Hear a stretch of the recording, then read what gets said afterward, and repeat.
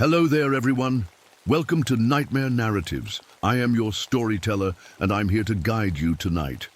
I know many of you use these videos to drift off to sleep, so before we begin, take a moment to like this video and subscribe to our channel. I'm always curious.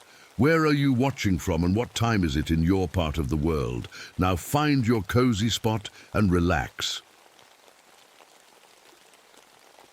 My name is Vincent Kowalski, but everyone calls me Vince. I've been a forest ranger at Nicolet National Forest in Wisconsin for about 3 years now. Before that, I was a Marine K9 handler. Me and my dog Duke served 2 tours together. I don't like talking about what happened to him. Some nights, I still wake up hearing his yelp when that friendly fire hit our position. That's why I took this job. Out here in the deep woods, it's quiet. Most days, I don't have to talk to anyone but the trees. That was fine by me until last Tuesday when everything changed. I was doing my usual morning patrol when I spotted something strange through the trees. At first, I thought it was just some garbage left by careless campers, but as I got closer, my stomach dropped. It was a hunting party, 4 men arranged in a circle facing outward. Their bodies were partially eaten. The weird part, the bite marks looked human. I've seen bear attacks, wolf kills, but this was different. It was like someone had placed them that way on purpose, like some sick ritual. I radioed it in and secured the scene, but something about those bodies stuck with me. The way they were positioned reminded me of defensive formations we used overseas. That was the first red flag. The forest has felt wrong ever since. I've been a ranger long enough to know these woods, but lately my compass goes haywire for no reason. Trails. I've walked 100 times, suddenly end in places they shouldn't. Yesterday, I watched a group of raccoons move in perfect sync, like soldiers on patrol. The locals have their stories. Back in the 60s, several hikers went missing out here. They caught the guy responsible, or thought they did. Some still whisper about a wild man living deep in the forest. I always figured it was just campfire talk. What's harder to explain is how the wolves have disappeared from the eastern section. They just won't go there anymore. And when I tried to bring my neighbor's dog along on a hike last weekend, the poor thing dug his paws in and wouldn't budge past the trailhead. This morning I found claw marks on trees, way too high for any bear or mountain lion, and the scent markings nearby, they smelled almost human. I told myself it was just my mind playing tricks. Then the phone lines at my station went dead. When I went to drive into town, all 4 of my tires had been slashed. Not torn or punctured, slashed with clean, precise cuts. Someone didn't want me leaving. That night I heard it for the first time, a howl that wasn't quite animal, wasn't quite human. It triggered something in me, sent me straight back to Afghanistan. It sounded exactly like the cries of wounded men from my unit. I grabbed my rifle and locked all the doors. I'm not stupid. There's someone out there, probably some nutjob escaped from a facility, or maybe some cult that's moved into the remote parts of the forest. I refuse to believe it's anything else. There's always a logical explanation. I've set up a defensive perimeter around the station. Tripwires, motion sensors, the works, just like we did in the Marines. I've got my service weapon and my old military gear. If someone's hunting in my forest, they're about to learn they're not the only predator around. But deep down, something tells me my weapons won't be enough for what's out there. Something tells me I've walked into a war I don't understand yet. It was on the 3rd night when I finally saw it. I'd been patrolling the area around my station, checking the perimeter I'd set up. The moon was nearly full, casting enough light to see by without my flashlight. That's when I heard branches breaking nearby. Not the random snaps that animals make, but steady, deliberate steps. I crouched down and waited, rifle ready. What? Stepped into the clearing wasn't a man, but it wasn't an animal either. It stood on 2 legs, nearly 7 feet tall, with a body shaped like a human but covered in dark fur. Its head was wolf-like, with a long snout and pointed ears, but its eyes, those eyes had human intelligence in them. Around its neck hung something that caught the moonlight. Dog tags. Military dog tags. I almost fired right then, but my finger froze on the trigger. The creature tilted its head, studying me the way a wolf studies prey. Then it raised its hand, not a paw, but a hand with fingers and an opposable thumb, and pointed directly at me. That's when I noticed the scars and markings on its arm. Through patches of thinner fur, I could make out what looked like military tattoos, the kind guys in my unit had. It let out a low growl and turned its head toward the forest. From the darkness came answering howls, at least 6 or 7 different voices. Not random animal noises, but coordinated, like they were communicating. The creature dropped to all fours and bounded back into the trees, moving faster than any human could run. I stood frozen for several minutes before I could make myself return to the station. I spent that whole night with my back to the wall, gun in hand. I kept telling myself I was seeing things, that stress and lack of sleep were making me hallucinate. The next day, I found tracks around my station. Some looked like wolf prints, but others were different, halfway between wolf paws and human feet. And they walked in patterns like patrol routes we used in the Marines. That afternoon, I spotted them again.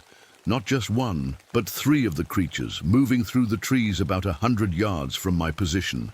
They moved like a military unit, maintaining spacing, checking sight lines, using hand signals I recognized from my own training.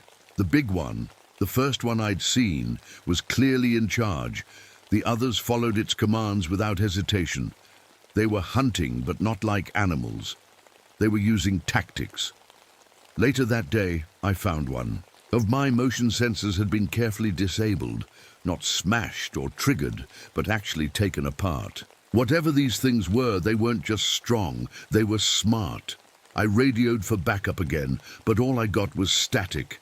I tried to convince myself this was all some elaborate hoax, or maybe a group of survivalists playing games.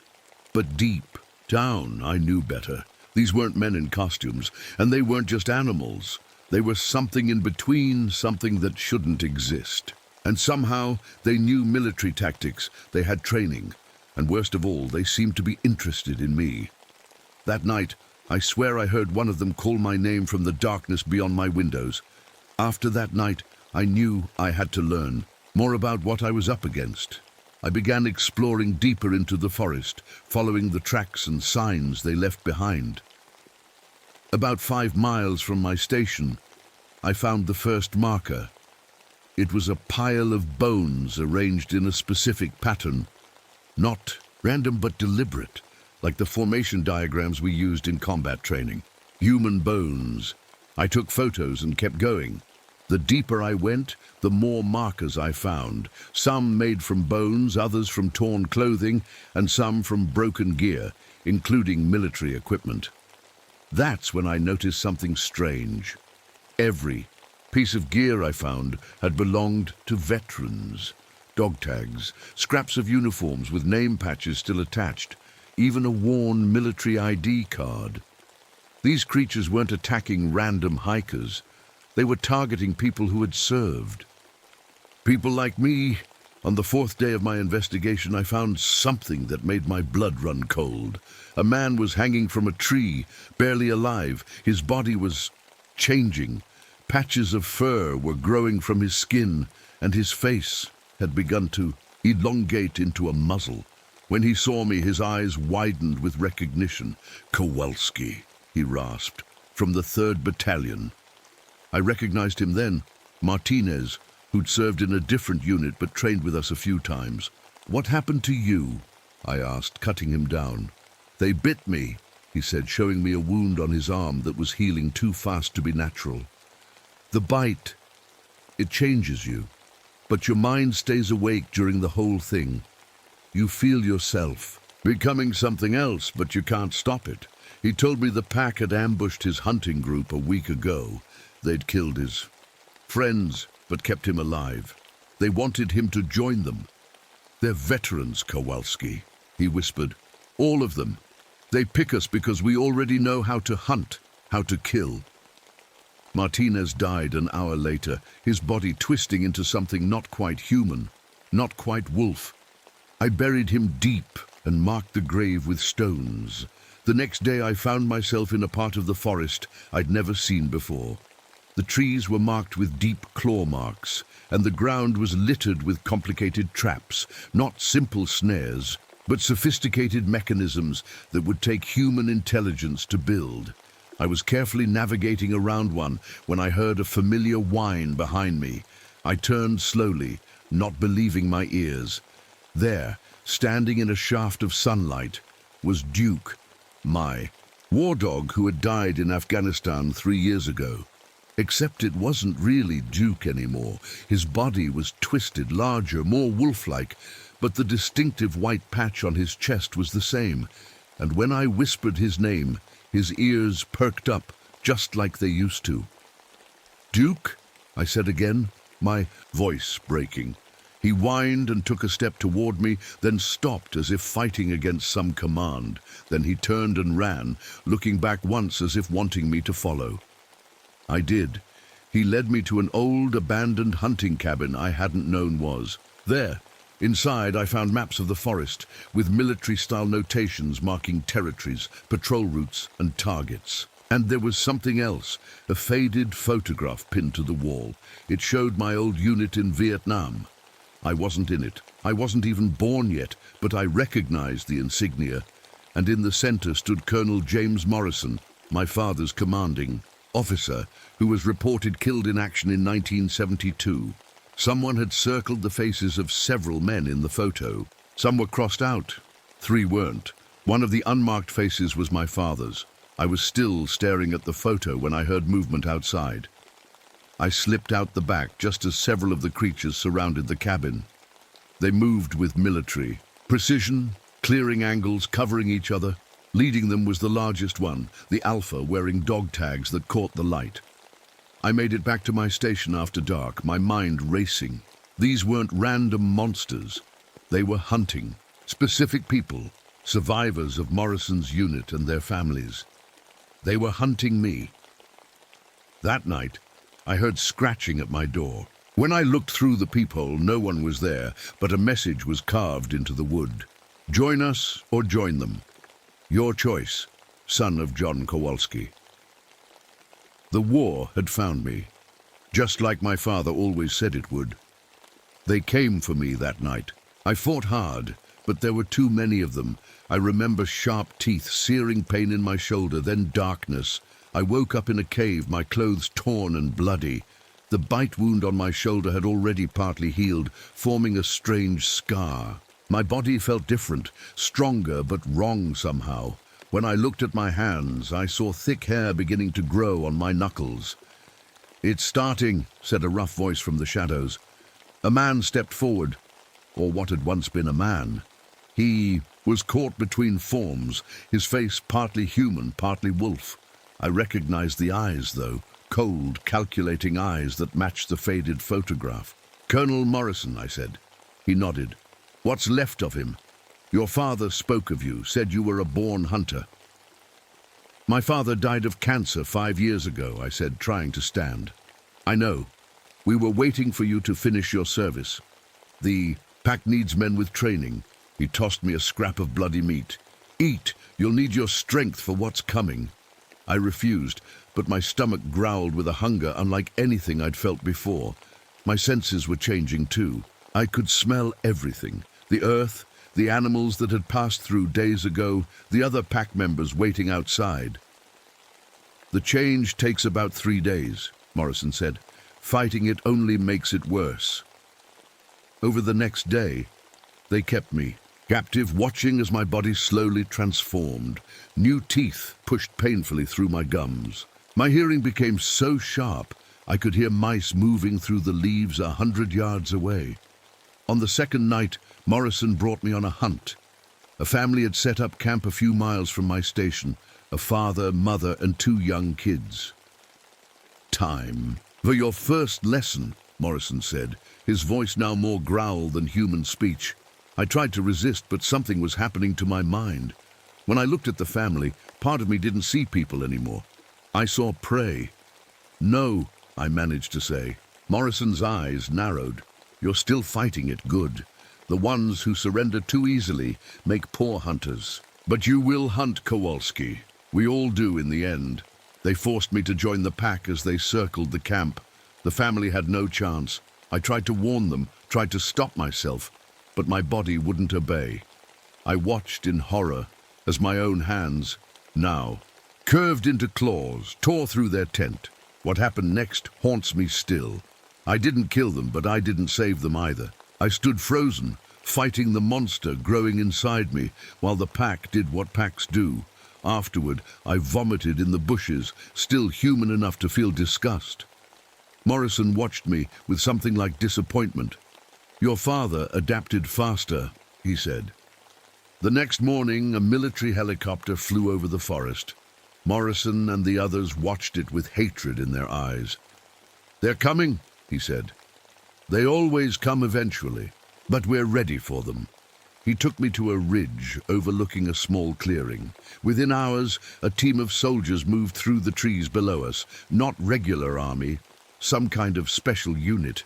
They carried unusual equipment and moved with the confidence of men who knew exactly what they were hunting. Watch and learn, Morrison said. The pack attacked with frightening coordination. They used tactics I recognized from counterinsurgency operations, flanking maneuvers, diversionary attacks, even false retreats to draw the soldiers into ambushes. Within 20 minutes, the entire squad was dead. That night, Morrison told me the truth. He and his unit hadn't just served in Vietnam, they'd been part of a classified experiment, a biological weapon designed to create super soldiers, something that combined animal instinct with human intelligence. They infected us, he said, then abandoned us when they couldn't control the results. We've been hunting them ever since. The doctors who made us, the officers who ordered it, and the government that covered it up. And my father, I asked. He escaped the initial experiment, but the program didn't end. They've been refining it for generations, using veterans as test subjects because we're already trained to kill. Morrison's plan was to expand the pack, transform every veteran in the region, create an army of creatures like them, then hunt down those responsible for the original experiment. I pretended to accept this, to join them willingly. But inside, I was fighting the change with everything I had. Each day, I looked less human. Each night, I felt the predator inside me growing stronger. But I wasn't the only one still fighting. Some of the newer pack members watched Morrison with doubt in their eyes. They followed orders, but I could sense their reluctance, the human parts of them struggling against the monster just like me. I began quietly sabotaging pack operations while maintaining the appearance of loyalty. I misled hunting parties, warned potential victims when I could, and searched desperately for a way to stop what was happening, both to the forest and to me. Time was running out. My transformation was nearly complete, and with each passing day, I could feel my humanity slipping away. By the end of the week, I barely recognized myself in the reflection of the pond water. My face had elongated into a muzzle. Thick fur covered my body. My hands had become powerful claws that could tear through wood like paper. I was faster, stronger than I'd ever been, and the hunger, the constant hunger for the hunt, never left me. I was sitting by the pond, staring at what I'd become, when I caught a familiar scent on the wind. A scent that shouldn't be here, that sent a jolt of fear through me. My sister, Rachel, I tracked the scent through the forest, moving silently on all fours until I saw her. She was hiking the main trail, calling my name. She had a photo of me in her hand, showing it to a day hiker she'd encountered. He's been missing for a week, I heard her say. The ranger station said he hasn't checked in. I wanted to run to her, to warn her to leave before the pack found her. But I couldn't let her see me like this. And I knew the pack would be watching. They were always watching. Sure enough, Morrison materialized beside me, his massive form blending perfectly with the shadows despite the daylight. Your loyalty, Test has arrived, he growled, his voice barely human anymore. Kill her. She's innocent, I said, fighting to form words with my transformed mouth. She has nothing to do with this. She's your connection to humanity, Morrison said. Break it. He called 3 other pack members forward. Take him to the clearing. I'll bring the woman. They dragged me to a small meadow. My sister's frightened voice grew closer. I struggled against my captors, but they were stronger, fully transformed. Then I heard a familiar whine. Duke was there, watching from the edge of the clearing, his intelligent eyes fixed on me. Duke, I called softly. Help! One of the pack members cuffed me. Shut up. That mutt only follows the alpha now. But as they secured me to a tree, Duke crept closer. Something of our old bond remained, some loyalty stronger than whatever had changed him. When Morrison dragged my screaming sister into the clearing, Duke suddenly lunged at him, clamping powerful jaws on the alpha's arm. The distraction was enough. I broke free from my restraints, the new strength in my limbs surprising even me. Run! I shouted at Rachel, my voice a monstrous growl. Her eyes widened in horror when she saw me. Vince? Oh my God, what happened? To you? No time, I snarled. Run! Morrison threw Duke against a tree with a sickening crack. The loyal dog crumpled to the ground. Rage filled me, pushing back the horror of what I'd become. I charged Morrison, catching him off guard. We crashed through the underbrush, a tangle of fur and fangs. He was stronger, more experienced in his transformed body, but my fury gave me strength. You can't beat me, he growled as he pinned me down. I've been this way for 50 years. You're just a pup. I don't have to beat you, I managed to say. Just stop you. That's when the first shot rang out. One of the pack members dropped a tranquilizer dart in his neck. More shots followed. A military team had surrounded the clearing. Not regular soldiers, but a specialized unit. They wore hazard suits and carried weapons designed to subdue, not kill. Subject Alpha identified, one of them said into a radio. Operation Silverback is a go. Morrison howled in rage. They've found us again. Kill them all. But something strange happened. Several pack members hesitated, looking at each other with uncertainty. The human parts of them were resurfacing, questioning orders that meant more bloodshed. He's lying to us, I called out, still struggling beneath Morrison's weight. This isn't about revenge anymore. It's about his madness. A helicopter appeared overhead, and a voice boomed from a loudspeaker. Attention all infected personnel. We have developed a treatment for your condition. Surrender now, and you will receive medical care. Morrison's eyes blazed with fury. Lies! They said the same thing in 72. They'll kill you all. But I could smell something Morrison couldn't, hope from the other pack members. They wanted to believe. They wanted to be human again. What if it's true, said a younger pack member, one who'd been transformed only days before me. What if they can turn us back? Morrison roared and leapt at him, tearing out his throat. Traitors, all of you! That's when the pack fractured. Half attacked the military team. The others turned on Morrison and his loyalists. In the chaos, I crawled to where Duke lay injured. He whined softly as I approached. Good boy, I whispered, gently touching his head. Best boy. He licked my transformed hand once, then closed his eyes for the last time. A new rage filled me. I turned toward Morrison, who was tearing through both soldiers and rebellious pack members with equal fury. I knew then what I had to do. My humanity was fading, but I could use what the virus had given me for one final purpose. I charged. Morrison from behind, my transformed body moving faster than I ever could have as a human. We rolled across the ground in a tangle of fur and fangs, crashing through the underbrush until we broke through to the edge of a steep ravine. You're like your father, Morrison snarled as we grappled at the edge. Too weak to embrace what we've become. My father resisted you, I growled back. That's not weakness, that's strength. With one powerful movement, I shoved us both off the edge. We fell, clawing and biting at each other. until we hit the rocks below.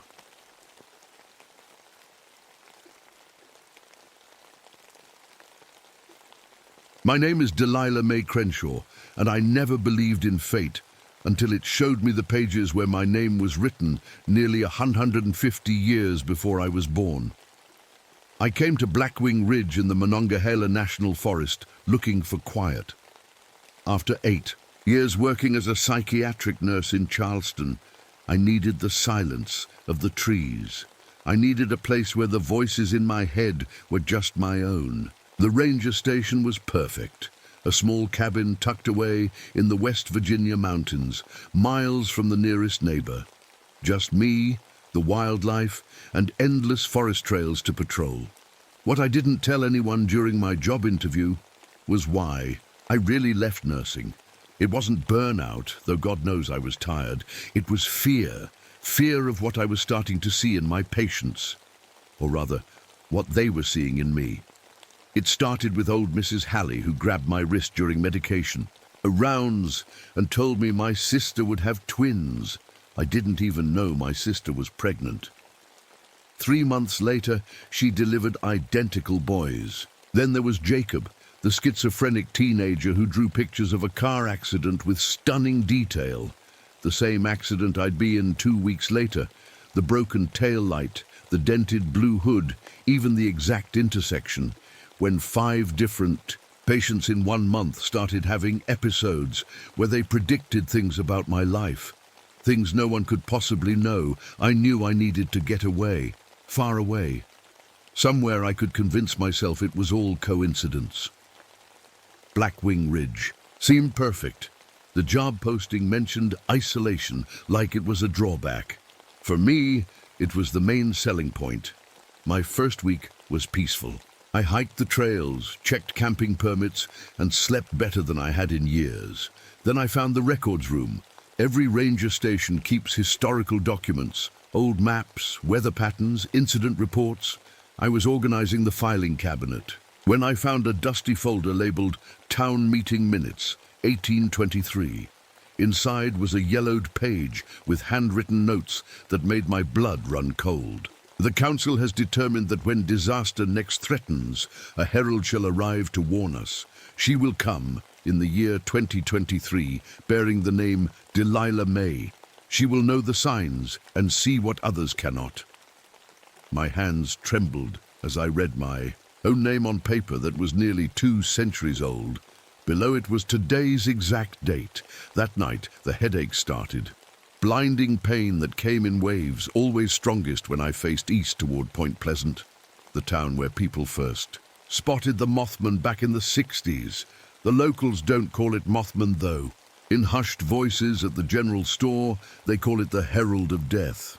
I tried to ignore it all, the headaches, the document, the whispers. I told myself it was stress, maybe carbon monoxide from the old heater in my cabin. I focused on my work, on the blessed isolation I'd sought. But isolation plays tricks on your mind. Or maybe it just removes the distractions that keep us from seeing what's really there. On my second Saturday, I watched a flock of starlings form a perfect figure 8 in the sky, hold it for exactly 44 seconds, then disperse. My radio picked up fragments of conversations that couldn't possibly be happening.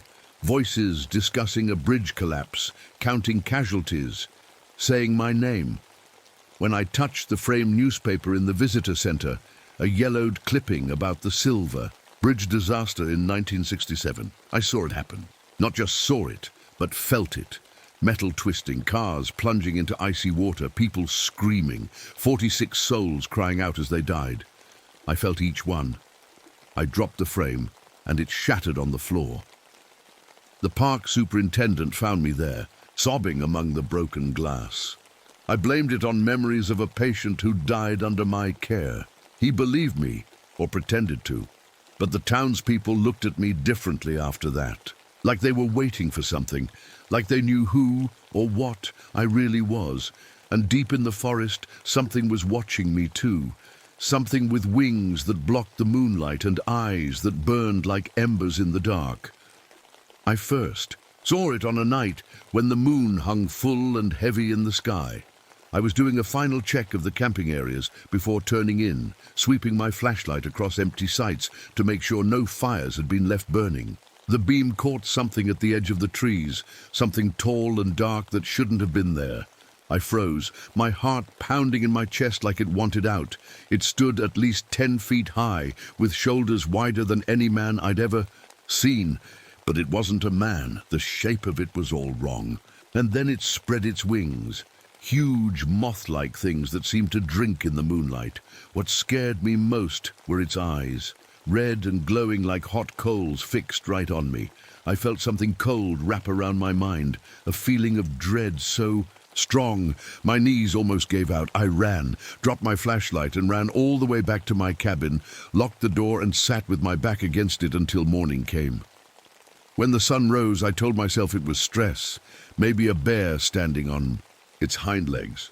But deep down I knew better. The headaches were getting worse, coming more often, and strange things kept happening that I couldn't explain away. My phone would die, then suddenly turn back on with the battery showing 44%. The clock in my cabin stopped at 5:04 every day, no matter how many times I reset it. Birds would go silent when I walked under them, then burst into frantic calls once I passed. A week after my first sighting, I was sorting through some old files when I found records of disasters in the area. Every 44 years, like clockwork, a mining collapse in 1824 that killed 23 people, a flash flood in 1868 that wiped out half a town, a forest fire in 1912, and the Silver Bridge collapse in 1967. Each disaster had been preceded by sightings of a winged figure. That night, I dreamed of the bridge again. But this time, I wasn't just watching it happen. I was there, standing on the metal deck as it began to shake. I could feel the vibrations through my shoes, hear the terrible groan of steel giving way. People around me were screaming, running for solid ground, but I couldn't move. In the dream, I looked up and saw it perched on top of the bridge's suspension tower, the winged figure watching, not causing the collapse, just witnessing it. I woke up drenched in sweat, my sheets twisted around me like ropes. The red numbers on my clock read 5:04 a.m. That morning, I drove into town for supplies. At the general store, Mrs. Whitaker, the owner, gave me a strange look as she rang up my groceries. "You've been up to the old fire tower yet?" she asked, her voice casual but her eyes watchful. "No," I said. "Is it worth seeing?" "Might be. Best view of the valley from up there. They say on clear days, you can see all the way to Point Pleasant." She leaned closer. "Some folks go up there when they need answers, when they're seeing things they can't explain." I felt a chill run down my spine. What kind of things? Mrs. Whitaker just smiled and handed me my change. "You already know, don't you, Ranger Crenshaw? That's why you're here." On my way out, I noticed a bulletin board covered with pictures of townspeople. In the center was a faded photo of a group standing in front of the ranger station, my station, dated December 1967, just days after the Silver Bridge collapse. They were all looking at a woman in a ranger uniform, her face turned away from the camera. Someone had circled the woman in red pen. Next to the circle, in shaky handwriting, the Herald. I left the store in a hurry, feeling eyes on my back. In my truck, I checked my calendar. Today was November 18, 2023. The Silver Bridge had collapsed on December 15, 1967. That night, it came to my window. I was reading by lamplight when the bulb flickered and died. In the sudden darkness, I felt a presence outside, heavy, waiting. I pulled back the curtain, and there it was, its massive wings spread wide, blocking out the stars. Those burning eyes stared right into mine, and then, like a radio tuning to a station, I heard words in my head that weren't my own. "You see what others cannot. You will bear witness." The headache that hit me then was the worst yet.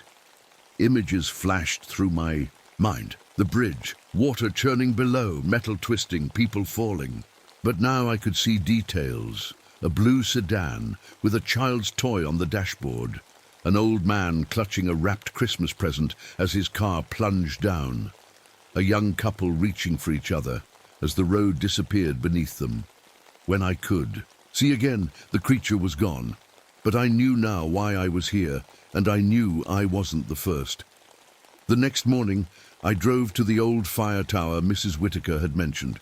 It stood like a lonely sentinel on the highest ridge, rusted metal stairs spiraling up to a small room with windows on all sides. My footsteps echoed as I climbed, each step taking me higher above the forest canopy. The view from the top stole my breath. Miles of rolling green mountains stretched in every direction, and there in the distance I could just make out the silver ribbon of the Ohio River, and beyond it, Point Pleasant. The tower room was dusty but not empty. Someone had been using it. There were books stacked in one corner, newspaper clippings taped to the walls, and a large map pinned to a corkboard. Red pins marked spots across the region, all places where disasters had struck. I moved closer to examine the newspaper clippings. They were about the Silver Bridge collapse, but also about other tragedies, the ones I'd found in the old records, happening every 44 years. Next to each article was a photograph or sketch of a person.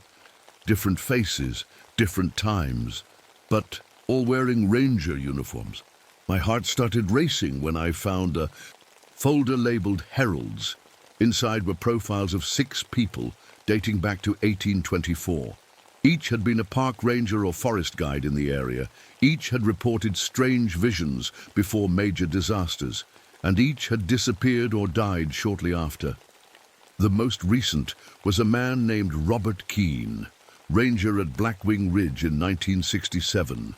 His file contained a psychiatric evaluation noting extreme anxiety, claims of precognitive abilities, and delusions of a winged entity communicating telepathically. The final entry, dated December 16, 1967, simply read, "Missing, presumed deceased, Silver Bridge incident."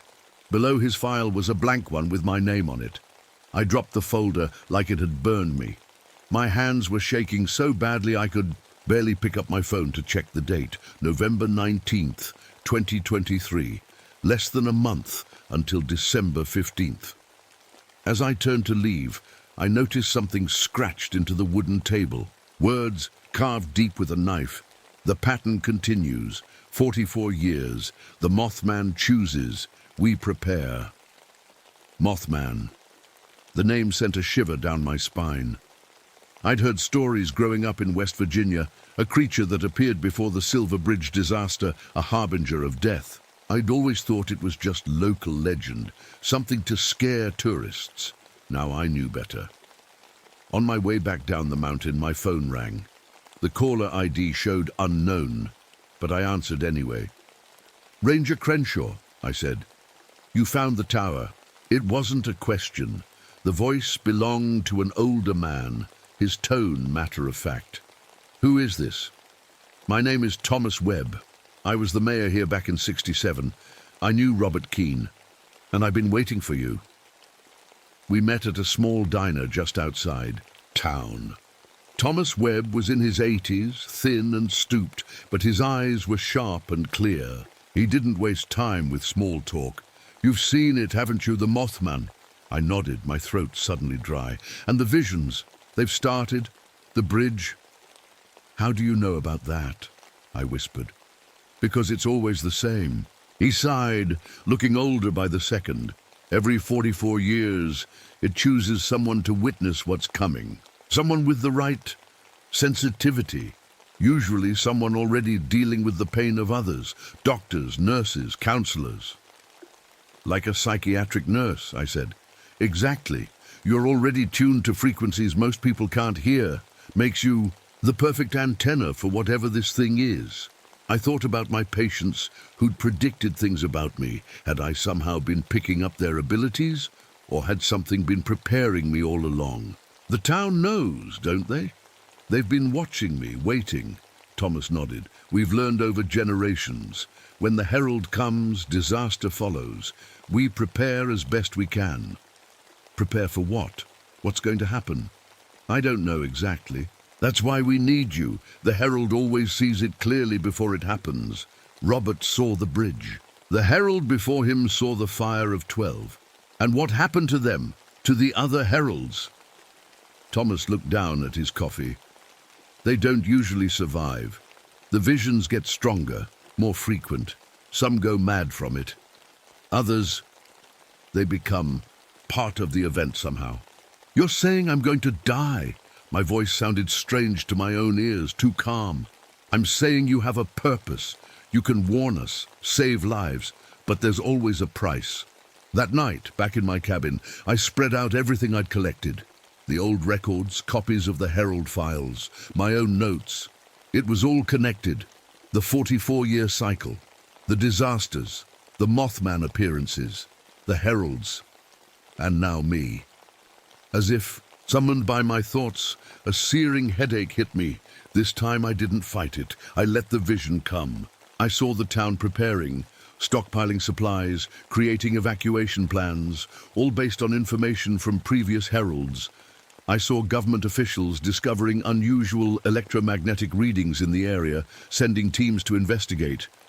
I saw myself standing on a bridge. Not the Silver Bridge, which had never been rebuilt after the '67 collapse, but a newer one spanning the same stretch of river. And I saw the date, December 15th, 2023, exactly 56 years after the Silver Bridge disaster. The cycle had shifted. When the vision faded, I wasn't alone in my cabin. The Mothman stood in the corner, its massive form somehow fitting in the small space, wings folded against its back. Its eyes glowed like twin embers in the darkness. Why me? I asked, surprised by my own courage. The answer came not in words, but in images. My years as a nurse, listening to patients, feeling their pain, seeing what others missed. My sensitivity, my isolation, my ability to stand at the edge between worlds. What do you want from me? This time, the message was clear. Witness, warn, become. The next morning, I woke to the sound of helicopters. 3 black choppers circled above the forest, making tight passes over my ranger station. Through my binoculars, I could see they weren't park service or local police. They were military, unmarked, except for small numbers on their tails. By noon, a convoy of government vehicles had set up a perimeter around the visitor center. Men in dark suits interviewed park staff. Others in military fatigues unloaded equipment from trucks, satellite dishes, monitoring stations, things I couldn't identify. I watched from a distance, knowing they'd come for me eventually. My phone rang at 1:44 p.m. "Ranger Crenshaw," said a crisp female voice. "This is Dr. Eleanor Reed with the Department of Energy. We'd like to speak with you about some unusual electromagnetic phenomena we've detected in your area." I agreed to meet her, knowing it was a half-truth at best. When I arrived at the visitor center, the woman who greeted me didn't look like a scientist. She had the hard eyes of someone used to making difficult decisions. "Thank you for coming in," she said, leading me to a room that had been converted into a makeshift office. Maps covered one wall, with areas circled in red. A timeline stretched across another, marking disasters throughout the region's history. Every 44 years, just as Thomas had said. "You know why we're here?" I said, not a question. Dr. Reed studied me for a moment before nodding. "We monitor patterns, Ranger Crenshaw. Energy fluctuations, geological anomalies, historical recurrences. This area has been on our radar for decades. Since 1967, I guessed. Since the bridge. Before that, actually. But yes, the Silver Bridge incident was when we fully understood what we were dealing with." She tapped a folder on her desk. "Your file says you were a psychiatric nurse before coming here. Did you ever have patients who seemed to know things they shouldn't?" The question caught me off guard. "How did you—" "It's part of the profile. The entity chooses people with certain receptive qualities, people who can serve as conduits. Conduits for what? Information? Warnings? We're not entirely sure. She leaned forward. What we do know is that you're experiencing visions, just like the others before you. We need to know what you've seen. I told her about the bridge visions, the date, December 15th, only 3 weeks away.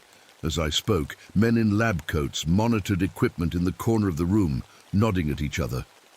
The readings are consistent, one of them said to Dr. Reed. She's the focal point. What readings? I demanded. What are you measuring? Dr. Reed sighed. Your brain activity, Ranger Crenshaw. You're emitting patterns we've only seen in previous heralds, patterns that suggest you're receiving information from elsewhere. From the Mothman. She winced at the name. We prefer not to use local terminology. But yes, from the entity. And you want me to tell you what I see so you can stop it? Something flashed across her face. Hesitation, guilt, I couldn't tell. That's not exactly how this works. Before she could explain, a splitting headache hit me like a hammer. I grabbed the edge of the desk, knocking papers to the floor. The room tilted and blurred around me. In my vision, I saw the new bridge over the Ohio River, cars crossing during rush hour, snow falling lightly, a structural weakness in the eastern support column, microscopic cracks spreading like spider webs through the concrete, and something else, a presence hovering nearby, not just watching this time, but hungry, waiting for the moment when those tiny cracks would give way and send dozens of people plunging into the icy river below. I felt the Mothman's consciousness brush against mine, showing me more. Behind the creature was something bigger, something that existed partly in our world and partly elsewhere. A vast intelligence that fed on the psychic energy released in moments of terror and death. The Mothman wasn't causing the disasters. It was just the scout, the herald for something far worse. When I came back to myself, I was on the floor. Medical staff hovered over me, checking my pupils, my pulse. Dr. Reed watched from a few feet away, her face grim. You saw it, she said. The real thing behind our Mothman. I nodded, still shaking. You knew. You've always known. Not always. But yes, we've known for some time that the entity is just a messenger for something else, something that feeds on human suffering. Then why haven't you stopped it? Why let people die every 44 years? Dr. Reed helped me to a chair. Because the alternative is worse, much worse. These events, they're like pressure valves, small releases that prevent a much larger catastrophe. I stared at her in horror. You're letting people die. We're saving many more. Her voice was steady, rehearsed. If the psychic energy isn't released in controlled bursts, it builds up. The entity fully manifests, and then we lose not dozens but thousands, maybe millions. I don't believe you. You've seen it yourself, in your visions. What waits behind the Mothman? She was right. I had seen it. A vast, hungry presence, pushing at the boundaries between worlds. So what happens now, I asked. We need you to tell us exactly what you saw, when and where the bridge will fail, how many casualties to expect, so you can evacuate people, save them. Dr. Reed looked away. Not exactly. And that's when I understood. They weren't going to stop it. They were going to let it happen, just manage the aftermath, use me to prepare their response, minimize collateral damage, but still allow those people to die. No, I said, standing up. I won't help you sacrifice innocent people. You don't have a choice, Ranger Crenshaw. The visions won't stop. They'll get worse, more frequent. You'll be overwhelmed. And the entity has chosen you. It won't let you walk away. Watch me, I said, heading for the door. 2 armed guards stepped in front of me. Dr. Reed's voice was almost kind as she said, I'm afraid we need to keep you under observation, for your own safety, as well as others. The heralds often become unstable as the event approaches. They took me to a makeshift medical facility they'd set up in the ranger station basement. A bed, monitoring equipment, and a door that locked from the outside. For 3 days, they kept me there, asking questions, recording my answers, measuring my brain activity whenever a vision hit. And the visions were getting worse.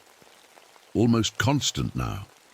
I saw the bridge collapse from every angle, felt the deaths of each person who would be on it, saw their faces, knew their names, their hopes, their last thoughts as they plunged into the icy water. Between visions, the Mothman visited. Not physically. They had the room too heavily guarded. But, in my mind, it showed me more of the truth. The entity behind it all had been feeding on this region for centuries, drawn to a weak point in reality somewhere near Point Pleasant. The Mothman was its scout, its warning system, and the heralds were chosen not just to witness, but to amplify the psychic energy of the disasters. We were antennas, broadcasting human suffering to something that fed on it.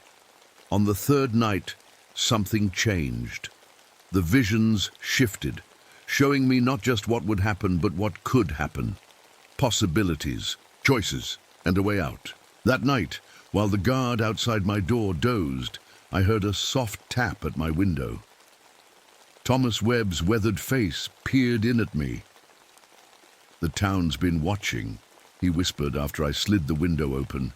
"We know they took you. Can you climb out?" The window was small, but I was desperate. I squeezed through, scraping my shoulders on the frame, and dropped to the ground beside him. In the distance, I could see the lights of the government camp, but this side of the building was dark. "We don't have much time," Thomas said, leading me through the trees to where an old pickup truck waited. "They'll notice you're gone at the morning check." "Where are we going?" I asked as we drove away from the station, headlights off until we reached the main road. "To the bridge. It's time you saw it for yourself, not just in visions." The new bridge, spanning the Ohio River, was bigger than its predecessor, built to replace the Silver Bridge after the '67 collapse. At 2 a.m., it stood empty except for the occasional truck rumbling across.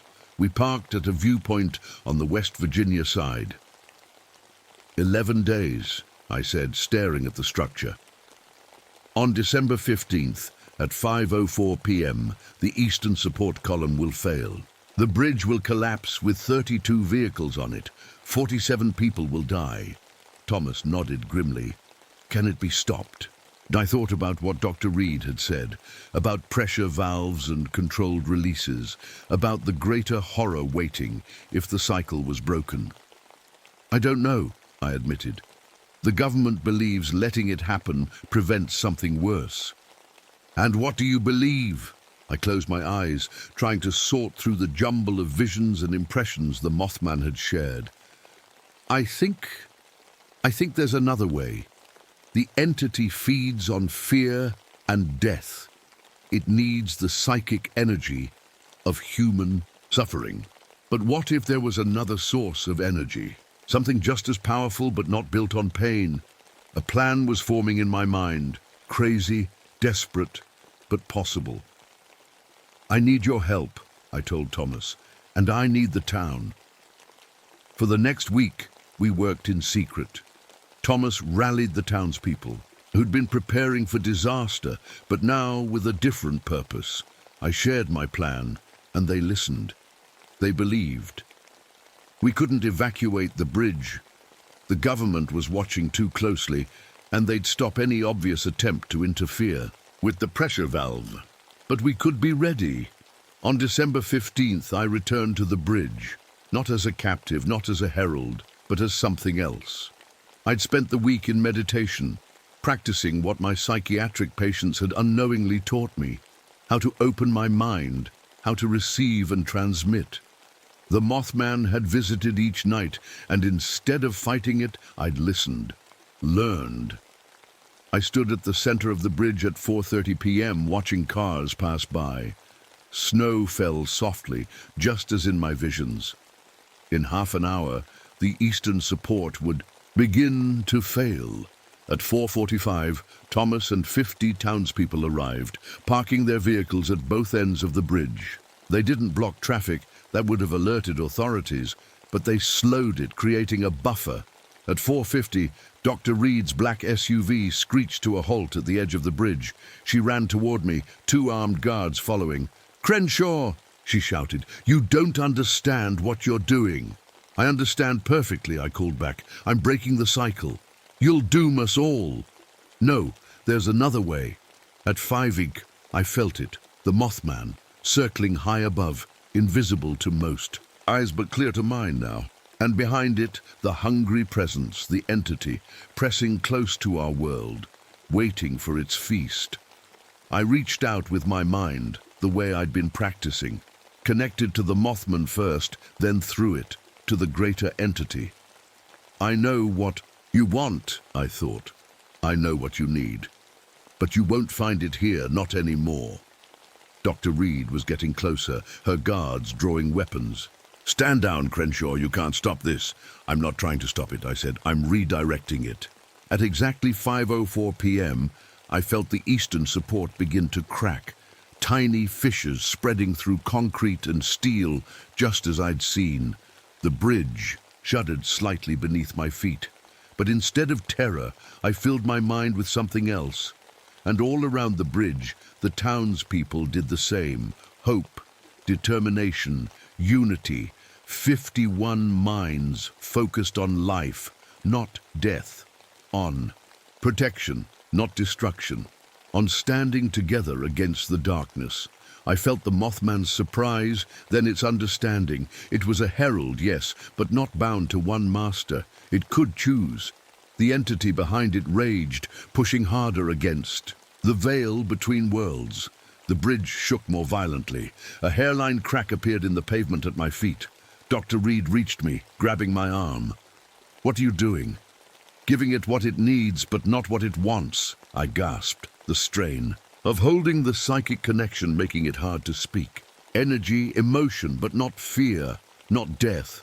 "It won't accept that," she insisted. "It needs suffering." "No, it's just gotten used to suffering. We're showing it another way." The crack in the pavement widened. Car tires squealed as drivers felt the bridge shift. But the townspeople held firm, their minds linked to mine, feeding the entity a different kind of energy. For one terrible moment, I thought we'd failed. The bridge dropped several inches, metal groaning. People screamed. Then I felt the Mothman make its choice. Instead of feeding our fear to its master, it channeled our hope, our determination. The entity recoiled at first, then, slowly, began to accept this new offering. The bridge stabilized. The cracks stopped spreading. Dr. Reed stared at her monitoring equipment in disbelief. The energy signatures, they're changing, adapting. She looked up at me with new respect. "You're teaching it a new way to feed." "We all are," I said, gesturing to the townspeople, breaking the cycle of death. That night, exhausted but alive, I sat with Thomas and the others in the town hall. The government team had retreated to reassess, confused by readings they'd never seen before. "Will it last?" Thomas asked. "This new arrangement?" "I don't know," I admitted.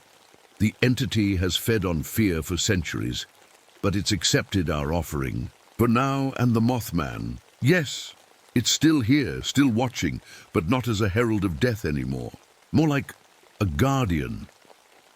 I knew my work wasn't done. The entity might revert to its old hunger. The government might decide our experiment was too dangerous. But for the first time since finding my name in those old town records, I felt hope. 1 month later, I stood on the fire tower, looking out over the valleys and ridges of the Monongahela forest. The headaches had faded, but not my connection to the Mothman. I could feel it nearby, watching, waiting. My phone rang, a number I didn't recognize. "Ranger Crenshaw," I answered. "This is Dr. Reed." Her voice was different now, less commanding. "We've been monitoring the situation. The entity appears to be maintaining the new feeding pattern." "That's good news." "Yes and no. We've detected Similar energy signatures in other locations, other weak points. I understood immediately. You need more people like me, more redirectors. Yes. Would you be willing to help find them? Train them?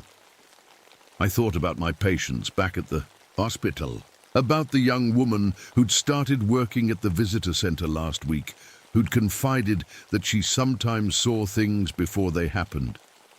I already have, I said. That evening, as darkness fell, I walked to the edge of the ridge. The Mothman was there, waiting, its wings spreading wide against the stars. Show me, I said. In my mind, I saw the next potential herald, a young park ranger in Wyoming with dreams that made him wake up screaming. I saw the hunger building in another weak spot between worlds. I saw the cycle trying to begin again, but I also saw the possibility of change, of teaching these entities a different way to exist alongside humanity, of turning harbingers of death into something else. We have work to do, I told the Mothman. As I walked back toward my cabin, I felt its presence following me like a shadow. Not my enemy anymore, not exactly my friend, but my responsibility. The prophet of Blackwing Ridge had a new prophecy to share, one of hope, not disaster. And this time, I would make sure people listened.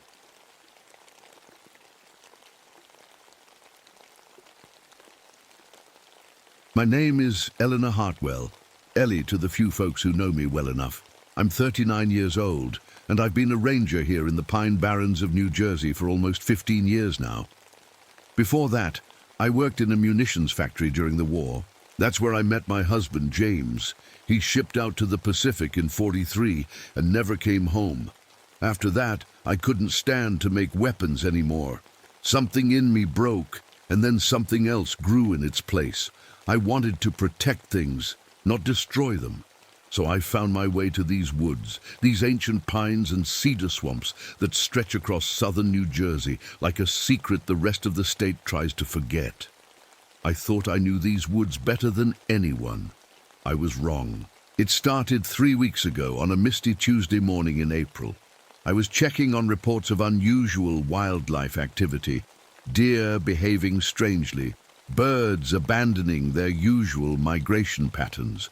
Nothing that would make the newspapers, but the kind of thing that makes an old ranger like me pay attention. I followed a creek I'd walked 100 times before, but that day the water ran with a strange, oily sheen. The trees looked wrong too. Have you ever seen a pine tree grow in a spiral? I hadn't either until that day. The trunks twisted like corkscrews, reaching toward the sky in ways trees shouldn't grow. The birds were quiet. That's always a bad sign in the woods. I followed that creek deeper than my usual patrol route, into a part of the barrens where the locals don't go. They have stories about this place, old stories about the Jersey Devil, a creature born of a mother's curse. I never put much stock in those tales. The creek led me to a sinkhole, fresh by the look of it, maybe opened up during the heavy rains we had last month. What I saw inside made my blood run cold. Concrete walls, metal pipes, the unmistakable remnants of a man-made structure buried under decades of soil and pine needles. The earth had swallowed it, but now it was giving up its secret. I climbed down into that hole, my boots splashing in filthy water. The building had collapsed inward, but I could still make out what it had been, a factory floor, heavy machinery now rusted beyond recognition. And everywhere, barrels. Hundreds of them, some split open and leaking substances that glowed faintly in the dim light. On one of the crumbling walls was a faded emblem I recognized instantly. It was the logo of the very company I'd worked for. During the war, this wasn't just any factory. This was an extension of our munitions operation, one I'd never known existed. They must have built it out here, away from prying eyes, to test the weapons we made. I found a filing cabinet that had somehow survived the decades underground. Inside were documents, protected in a waterproof container, test reports, chemical formulas, maps of dumping sites throughout the Pine Barrens. My hands shook as I read. Through them, the weapons I helped build weren't just tested here. Their chemical byproducts were dumped right into the soil and water of the Barrens for decades. That's when I heard it, a sound no human throat could make. Part screech, part roar, echoing through the trees above the sinkhole. I stuffed as many documents as I could into my pack and climbed out. Standing at the edge of the clearing was a deer. At least, it had once been a deer. Its antlers grew in twisted spirals, like the pines. Its eyes were too large, too aware, and when it opened its mouth, I saw rows of teeth no deer should have. It watched me for a long moment, then bounded away into the twisted trees. That night, I spread the documents across my kitchen table and began to understand the horror of what had happened here. The company hadn't just polluted the Barrens, they had poisoned it systematically, creating a toxic legacy that was still killing the land decades later. What I didn't understand yet was why the local people had kept silent, or how deep the corruption went, or that the Jersey Devil wasn't just a myth anymore, if it ever had been. I didn't know that I was already on its list. And I certainly didn't know that everything I was seeing, the twisted trees, the mutated wildlife, the toxic seepage, was just the beginning of the Pine Barrens reckoning. I couldn't sleep that night. Every time I closed my eyes, I saw those twisted trees and that deer with too many teeth. I kept thinking about all those chemicals sitting under the forest floor for decades, seeping into the groundwater, changing everything they touched. The next morning, I called my old friend Bill Parker, who'd worked with me at the factory. If anyone would know about a secret testing site, it'd be Bill. But when I called, his wife answered. Her voice shook when she told me Bill had died 3 days ago. Found in the woods behind their house, his body twisted in ways a human body shouldn't bend. The doctors said it was a heart attack, but she didn't believe it. Not with the burns on his skin and the strange smell that hung around him, like battery acid and pine sap mixed together. I hung up the phone with a chill running down my spine. That afternoon, I went back to the sinkhole. I needed more evidence, something I could take to the authorities. But when I got there, everything had changed. The hole was bigger, like something had clawed its way out from below. The oily water had risen, covering most of the factory ruins, and hanging in the air was that same smell Bill's wife had described, battery acid and pine sap. I took samples of the water in some old jars I'd brought. As I was screwing the lid on the last jar, I heard branches snapping behind me. I turned slowly, and that's when I saw it for the first time. It stood upright, but it wasn't human. 12 feet tall if it was an inch, with leathery wings folded against its back. Its skin was a patchwork of scales and fur, slick with something that looked like the same oily substance from the water. Its head was shaped like a horse's, but where? There should have been eyes, were just empty sockets that glowed with a sickly green light. The Jersey Devil. The myth made real, or maybe it had always been real, and the chemicals had just made it stronger, angrier. It opened its mouth and let out that same screech roar I'd heard before. I could see now it had 3 rows of teeth, sharp as razors. A thick yellowish liquid dripped from its jaws, sizzling when it hit the ground. I ran. I'm not ashamed to admit it. I ran faster than I'd ever run in my life, crashing through the underbrush, my lungs burning. I could hear it behind me, moving through the trees, sometimes on the ground, sometimes in the air above the canopy. I made it to my truck and fumbled with the keys, my hands shaking so bad I dropped them twice. As I finally got the engine started, I looked in my rearview mirror and saw it standing at the edge of the road watching me. It didn't follow. It didn't need to. Somehow I knew it was smart enough to find me whenever it wanted. That night, I locked all my doors and windows. I spread out the documents I'd taken and started making calls. First to other rangers, then To old colleagues from the factory days. 3 more were dead, all in the last month, all found in or near the woods, all with strange burns on their bodies. One name kept coming up in the documents: Dr. Howard Chambers, head of chemical disposal for the company. He was still alive, living in a big house on the edge of town. I needed to talk to him. As I was writing down his address, my lights flickered, then went out completely. In the sudden silence after my refrigerator stopped humming, I heard something moving on my roof. Slow, heavy steps, claws scraping against the shingles. I sat frozen in the dark, barely breathing. A thick, yellowish liquid began to drip from the ceiling, making a small puddle on my kitchen floor. It smelled like battery acid and pine sap. The Jersey Devil wasn't just hunting me. It was letting me know I was already caught. I spent the night in my truck, parked outside the sheriff's office, too scared to go back home, too unsure of who to trust. When morning came, I drove straight to Dr. Howard Chambers' house. It was a big, white house with perfect green grass, the kind that doesn't belong next to the wild pine barrens. Dr. Chambers was in his 70s now, but he stood straight and tall when he answered the door. His face changed when I told him who I was. "Eleanor Hartwell," he said, like he was tasting something sour. "Come in before someone sees you." His living room was full of photos of him shaking hands with important people. He didn't offer me a seat. "You worked on the line," he said. "Shell assembly, right? You shouldn't be poking around in things you don't understand." I showed him the papers I'd found. His face went pale. "Where did you get these?" "The old testing site. It's leaking. Dr. Chambers, whatever you buried down there is killing the forest. And I think it's killing people too." He walked to his window and looked out at the trees in the distance. "We didn't know back then," he said quietly. "Or maybe we didn't want to know. The war needed weapons. The weapons needed chemicals. The chemicals needed somewhere to go. But you kept dumping after the war," I said. "For decades." He turned to me, his eyes cold. It was cheaper. The company had contracts to fulfill. And the barons, well, no one important cared about that wasteland. People live there. Animals live there. I live there.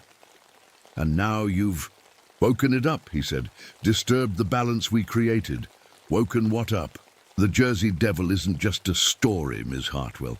The Lenape people knew about it centuries ago. They said it was a curse upon the land, punishment for what the settlers did to them."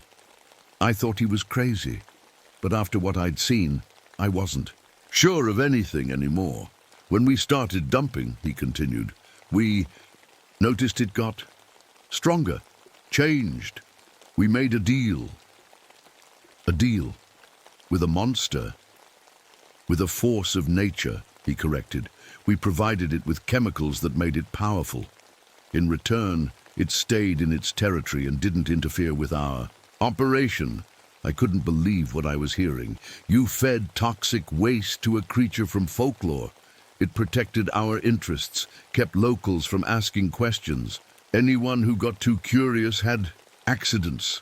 His voice was so calm, like he was talking about the weather. That's when I realized the company hadn't just polluted the barrens. They'd weaponized what lived there. "But now something's changed," I said. "It's killing former factory workers, people like me." Dr. Chambers nodded. "The agreement is breaking down. The company stopped the special dumping program years ago. Too much government oversight. But it seems our friend hasn't forgotten those who created it." He walked to his desk and pulled out a thick folder. "This is a list of everyone who worked on the Pine Barrens operation. Everyone who handled the chemicals, who knew about the dumping, everyone who's marked." I took the folder. My name was on page 3, with a red check mark next to it. "Why? Are you helping me?" I asked. "I'm not," he said simply. "My name is on that list too. I'm just the last one it's coming for." As if on cue, the lights in his house flickered. Outside, the perfect green lawn began to turn brown, like something was poisoning it from below. "It's here," he whispered. I ran to the window. The grass was dying in a perfect circle around the house, spreading outward like a ripple in water. And at the edge of his property, where the manicured lawn met the wild forest, stood the Jersey Devil. In daylight, it looked even more wrong. Parts of it seemed to shift and change, like it couldn't decide what shape to be. Dr. Chambers grabbed my arm. "The company has a containment protocol, a way to destroy it. But you'll need access to the main facility." "Where?" I asked, my eyes still on the creature outside. "Atlantic City, the old administrative building on the boardwalk. There's a basement level, not on any public plans. Everything you need is there." The grass had completely died now. The trees at the edge of his property began to twist and bend, their branches reaching toward the house like fingers. "Go out the back," Dr. Chambers said, pushing me toward the kitchen. "I'll buy you some time." I didn't want to leave him, but I had no choice. As I ran through his back door, I heard glass breaking, that terrible screech roar, and then Dr. Chambers screaming, a sound that cut off far too suddenly. In my truck, speeding away, I opened the folder. Hundreds of names, hundreds of people who had worked on creating this nightmare. And as I flipped through, I noticed something else. Many names already had dates written next to them. Dates of death. The Jersey Devil wasn't random. It was working through a list, and it was saving me for something special.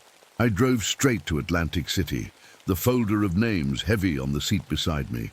The sun was setting by the time I reached the boardwalk, painting everything in shades of red. Like a warning. The old administrative building stood at the quiet end of the boardwalk, its windows dark. The main doors were locked, but I found a service entrance around back, with a rusted padlock I could break with a rock. Inside, everything was covered in dust. I used my flashlight to find the stairs leading down. The basement door had a keypad. Lock, but someone had taped a sticky note with the code right next to it. People always do that, even with important secrets. The basement was different from the rest of the building. Clean, well kept, like someone had been using it recently. Filing cabinets lined the walls. In the center of the room was a large table with maps of the Pine Barrens spread out. Red pins, marked spots throughout the forest. Dumping sites, I realized. And in the corner, a door marked Specimen Storage. I shouldn't have opened it, but I did. Inside were glass tanks filled with yellowish liquid, and floating in them were things, parts of things, pieces that looked like they came from the Jersey Devil, but smaller, like they were trying to grow new ones. A notebook sat open next to one tank. The notes talked about controlled breeding program and weaponized environmental response. They were growing these things on purpose. As I backed away from the tanks, the lights flickered. Then a voice came from behind me. "Ellie?" I spun around, my heart stopping. It was James's voice, my husband, who died in the war. "Ellie, why did you make the bombs that killed me?" There was no one there, just empty air. But the voice was so real. "You built the weapons that burned me alive, Ellie." I covered my ears, but the voice was inside my head now. "You poisoned the land, just like you poisoned me." "Stop it!" I screamed. "James is dead! You're not him!" A horrible laugh echoed through the room. Not James anymore. Something else. "We remember everyone who hurt us," the voice said. Now it sounded like many voices speaking together. "The soldiers who killed the Lenape, the company that poisoned the water, the workers who made the chemicals, you, Ellie Hartwell." The lights went out completely. In the darkness, I saw a faint green glow coming from the hallway outside the specimen room. I ran through the dark basement, up the stairs, out into the night air, but the voice followed me. "The reckoning has begun. Back in my truck, I tried to calm down. It was playing tricks on me, getting in my head. But how did it know about James? How did it know my guilt? I drove back toward the Pine Barrens. I needed to warn people. The list in the folder showed the Jersey Devil wasn't just killing old factory workers anymore. It was going after everyone. Company executives, government officials who looked the other way, even the children of people who worked there. As I neared the forest, I saw something that made me stop the truck in the middle of the road. The trees were dying, all of them, for miles. Their needles turning brown and dropping. The famous pines of the Pine Barrens were giving up their ghosts all at once. I rolled down my window and immediately started coughing. The air smelled wrong, like chemicals and rot mixed together. The Jersey Devil was releasing all the toxins that had been stored in the ecosystem for decades. When I finally reached the nearest town, people were loading up their cars, evacuating. Many were already sick. Skin rashes, trouble breathing. The poison had reached the water supply. I spotted Sheriff Miller directing traffic and pulled up beside him. "Ellie!" he shouted over the noise. "Get out while you can! The whole area's being quarantined." "What's happening?" I asked. "Some kind of chemical leak, they're saying, from the old industrial sites." He leaned closer. "But I've lived here my whole life, Ellie. I've seen things in those woods. This isn't just chemicals." "I know," I said. "I've seen it too." His eyes widened. "Then you know we can't stop it. This is Judgment Day for what we did to these woods." "What do you mean, we?" He looked away. "Everyone in town knew about the dumping. The company paid us to keep quiet. Good jobs, new schools. We sold our souls for progress. And now the bills come due." A military helicopter flew overhead, heading toward the heart of the Barrens. "They're sending in a chemical response team," Miller said. "But between you and me, I think they're just going to burn it all, burn the whole forest down to contain whatever's happening." The thought of the entire Pine Barrens in flames made my stomach turn. All that poison released into the air at once would kill thousands. "I need to stop this," I said. Miller looked at me like I was crazy. "Stop what?" "A monster. The military." "You're just one person, Ellie." But I knew something he didn't. The Jersey Devil wasn't just mindlessly attacking. It had a plan. And somehow I was part of it. As I drove away from the evacuation, deeper into the dying forest, I felt a strange tingling in my hands. Looking down, I saw my skin had a faint green glow, the same color as the Jersey Devil's eyes. The chemicals were changing me too. The deeper I drove into the Barrens, the worse things got. Dead animals lined the roads, deer, foxes, birds, their bodies twisted and changed. The trees weren't just dying. They were bleeding a thick yellow sap that glowed, faintly in the growing darkness. My skin's glow was getting brighter too. The tingling had spread up my arms to my shoulders. I should have been scared, but instead I felt different, like I could sense the forest around me in ways I never could before. I knew where I needed to go without looking at a map. The original factory site, the place where it all began. When I arrived at the sinkhole, it had grown into a massive crater. The factory ruins were fully exposed now, like an open wound in the earth. The air was thick with chemical fog, making it hard to breathe. But somehow, it didn't bother me as much as it should have. Standing at the edge of the crater was the Jersey Devil, waiting for me. Up close, I could see it more clearly now. Its body was constantly changing, parts of it dissolving and reforming, like it was made of the same chemicals it had been feeding on for decades. Its wings were tattered but enormous, spanning at least 20 feet, and its eyes, those empty, glowing sockets, were fixed on me. "You've been calling me," I said, surprised by the steadiness in my voice. It didn't speak with words. Instead, images flooded my mind. The factory during wartime. Workers, including a younger version of myself, assembling bombs. The chemicals being dumped into the ground, the slow poisoning of the land. And underneath it all, something ancient and angry, absorbing the toxins, changing, growing stronger.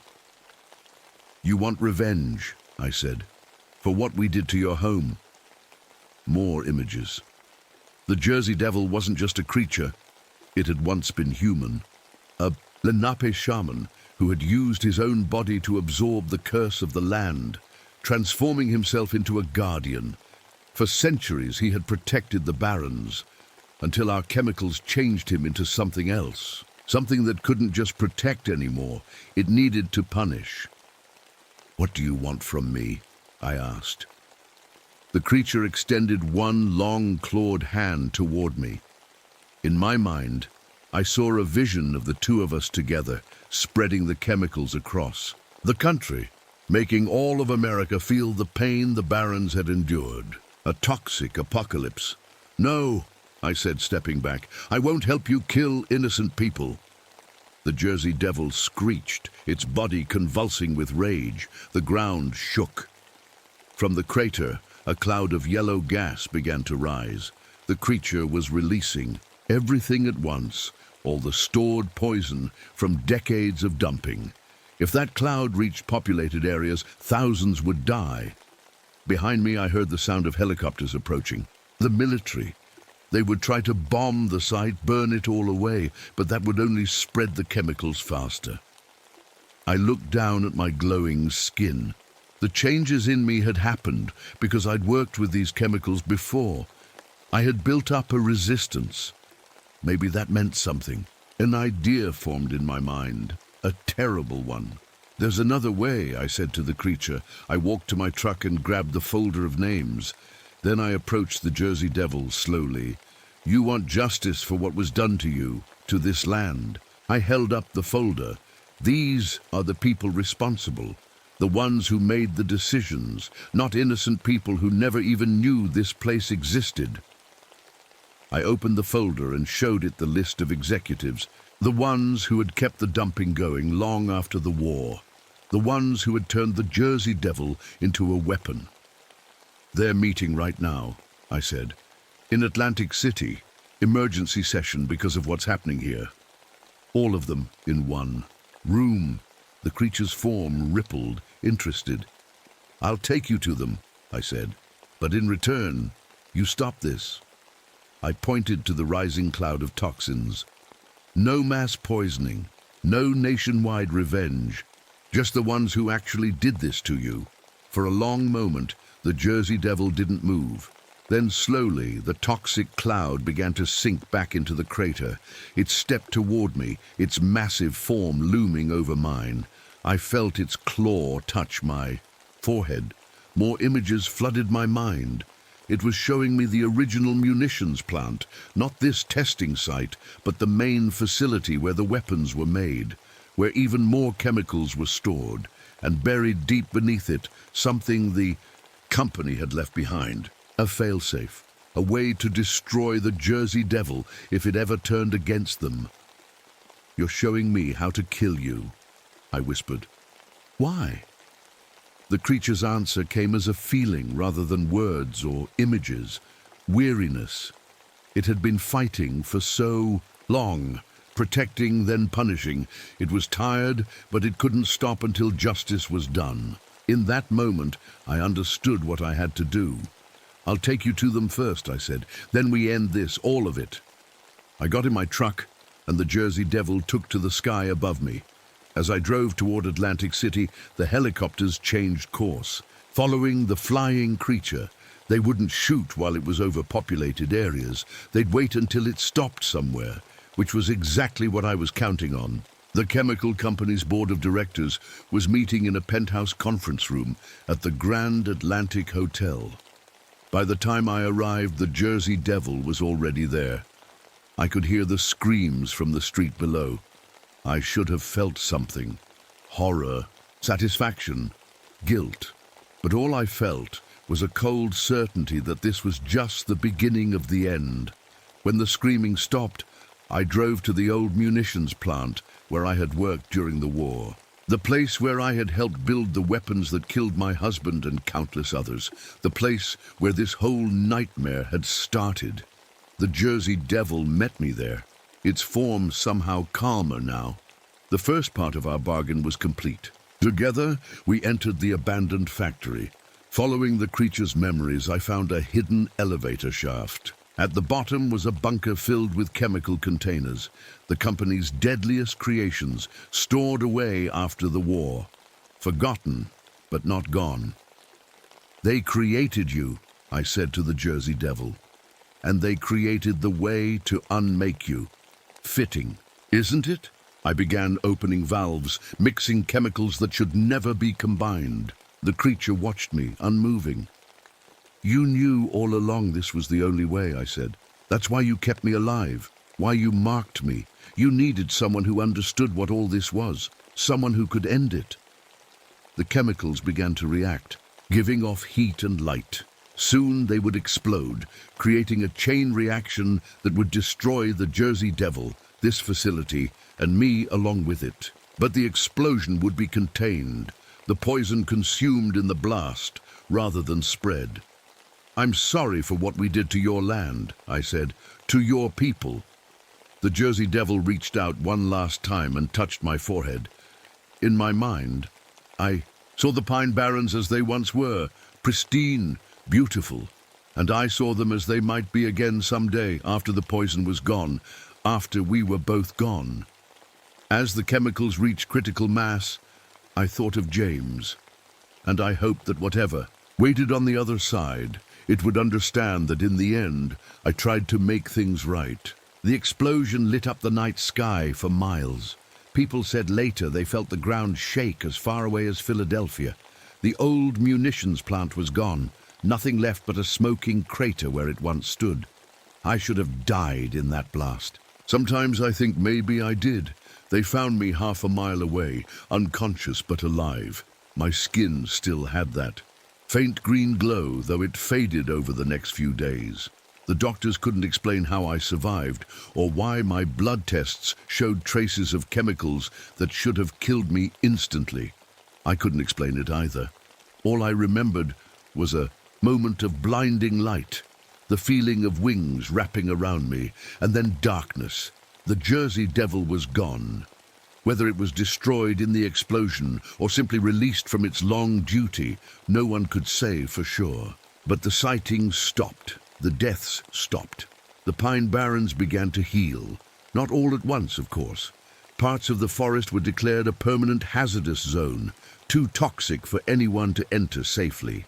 The chemical company faced criminal charges for decades of illegal dumping, though most of the people truly responsible were already dead, either from the Jersey Devil's justice or the explosion at the Grand Atlantic Hotel. The military covered up what they could, called it a chemical accident, an ecological disaster. They never mentioned the creature, but the locals knew. They always had. I gave my testimony to government investigators, telling them everything about the dumping, the cover-up, the list of names. I left out the parts about the Jersey Devil. Some truths are too strange for official reports. For months after, I had dreams of flying over the Pine Barrens, seeing the land through different eyes. Dreams of centuries passing, trees growing back, poison slowly fading from the soil.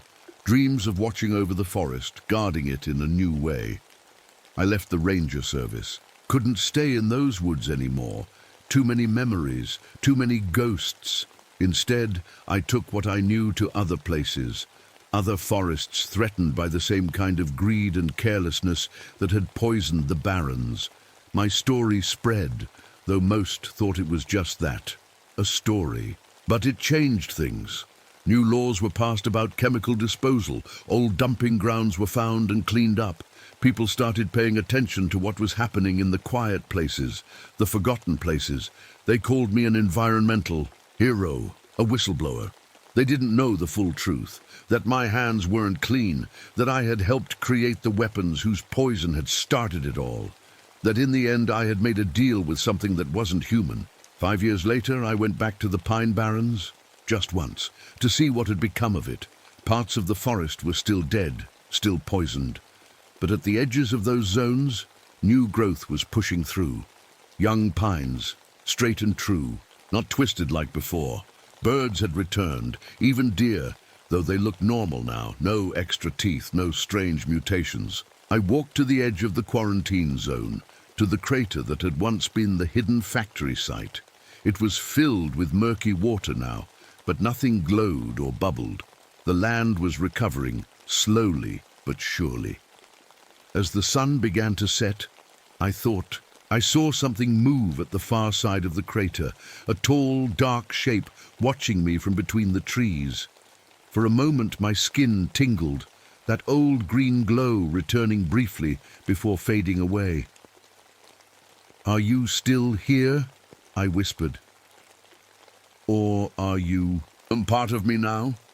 The shape disappeared into the gathering darkness. But on the breeze, I thought I heard a voice, not threatening now, but calm, peaceful. "The reckoning is complete." I drive away from the Pine Barrens that night and never went back again. But sometimes, when I'm fighting to protect other wild places, I feel a strength inside me that isn't entirely my own, a determination that comes from somewhere else or someone else. And sometimes, when industries try to hide their poisons, when they think no one is watching their secret dumping grounds, strange accidents happen. Whistleblowers come forward. Evidence appears unexpectedly. The Jersey Devil may be gone from the Pine Barrens, but its spirit, its purpose, lives on in the recovered forest, in the laws that now protect our wild places, and in me. Because some reckonings never truly end. They just change shape and find new guardians to carry them forward. I am Eleanor Hartwell, and this is my testimony, my confession, my legacy. The Pine Barrens reckoning continues.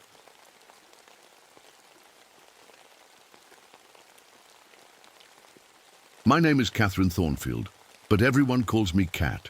I'm 28 years old and used to be an anthropologist before I took this ranger job in the Boundary Waters. I came here to study Ojibwe legends about the Wendigo for my PhD. Funny how life works out sometimes. What started as research might be the death of me. It all began with the ice fishing shelter. I was doing my usual patrol, checking on the few brave souls who decided to winter in this remote wilderness. The cold this year was unlike anything I'd ever felt before.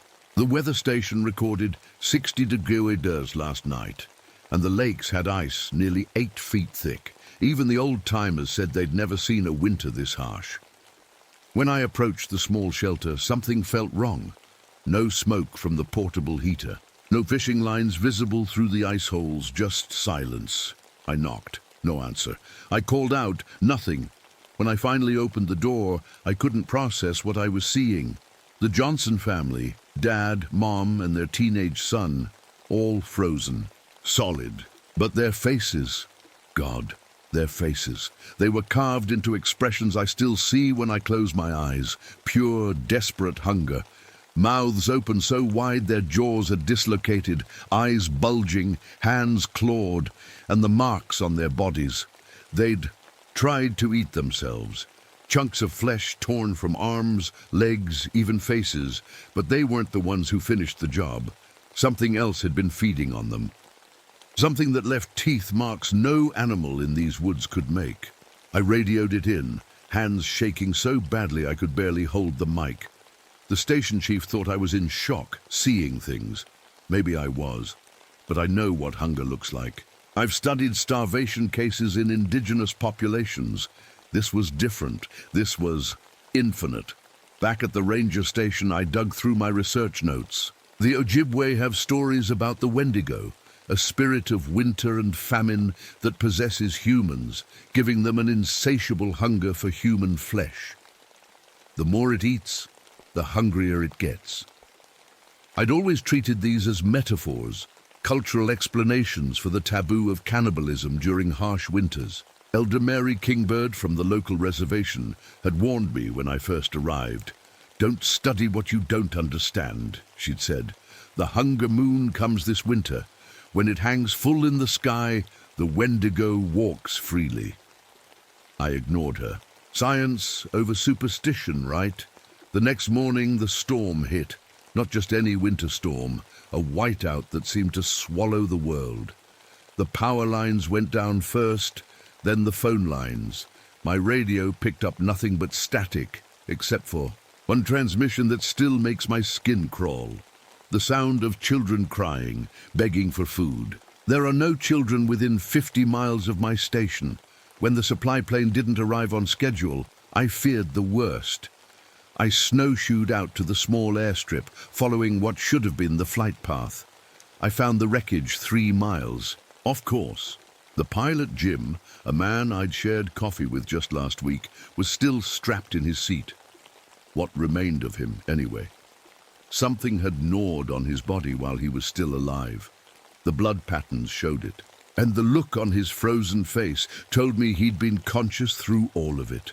I told myself it was survival cannibalism, maybe another ranger driven mad by hypothermia, maybe stranded hikers. There had to be a rational explanation. I barricaded myself in the ranger station that night. The backup generator kept the heat on, and I had enough supplies to last a month.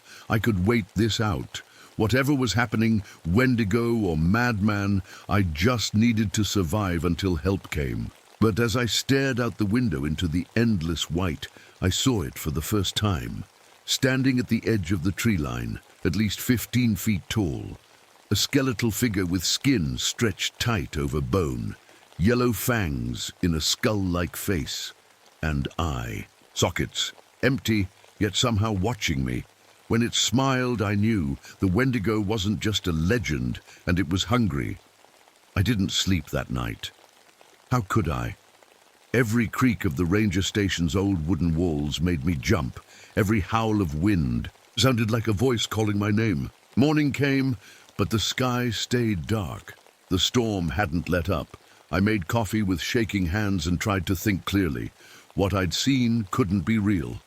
Maybe the stress was getting to me. Maybe I was seeing things. But then I saw it again. I was checking the windows, making sure the boards I'd nailed up were secure.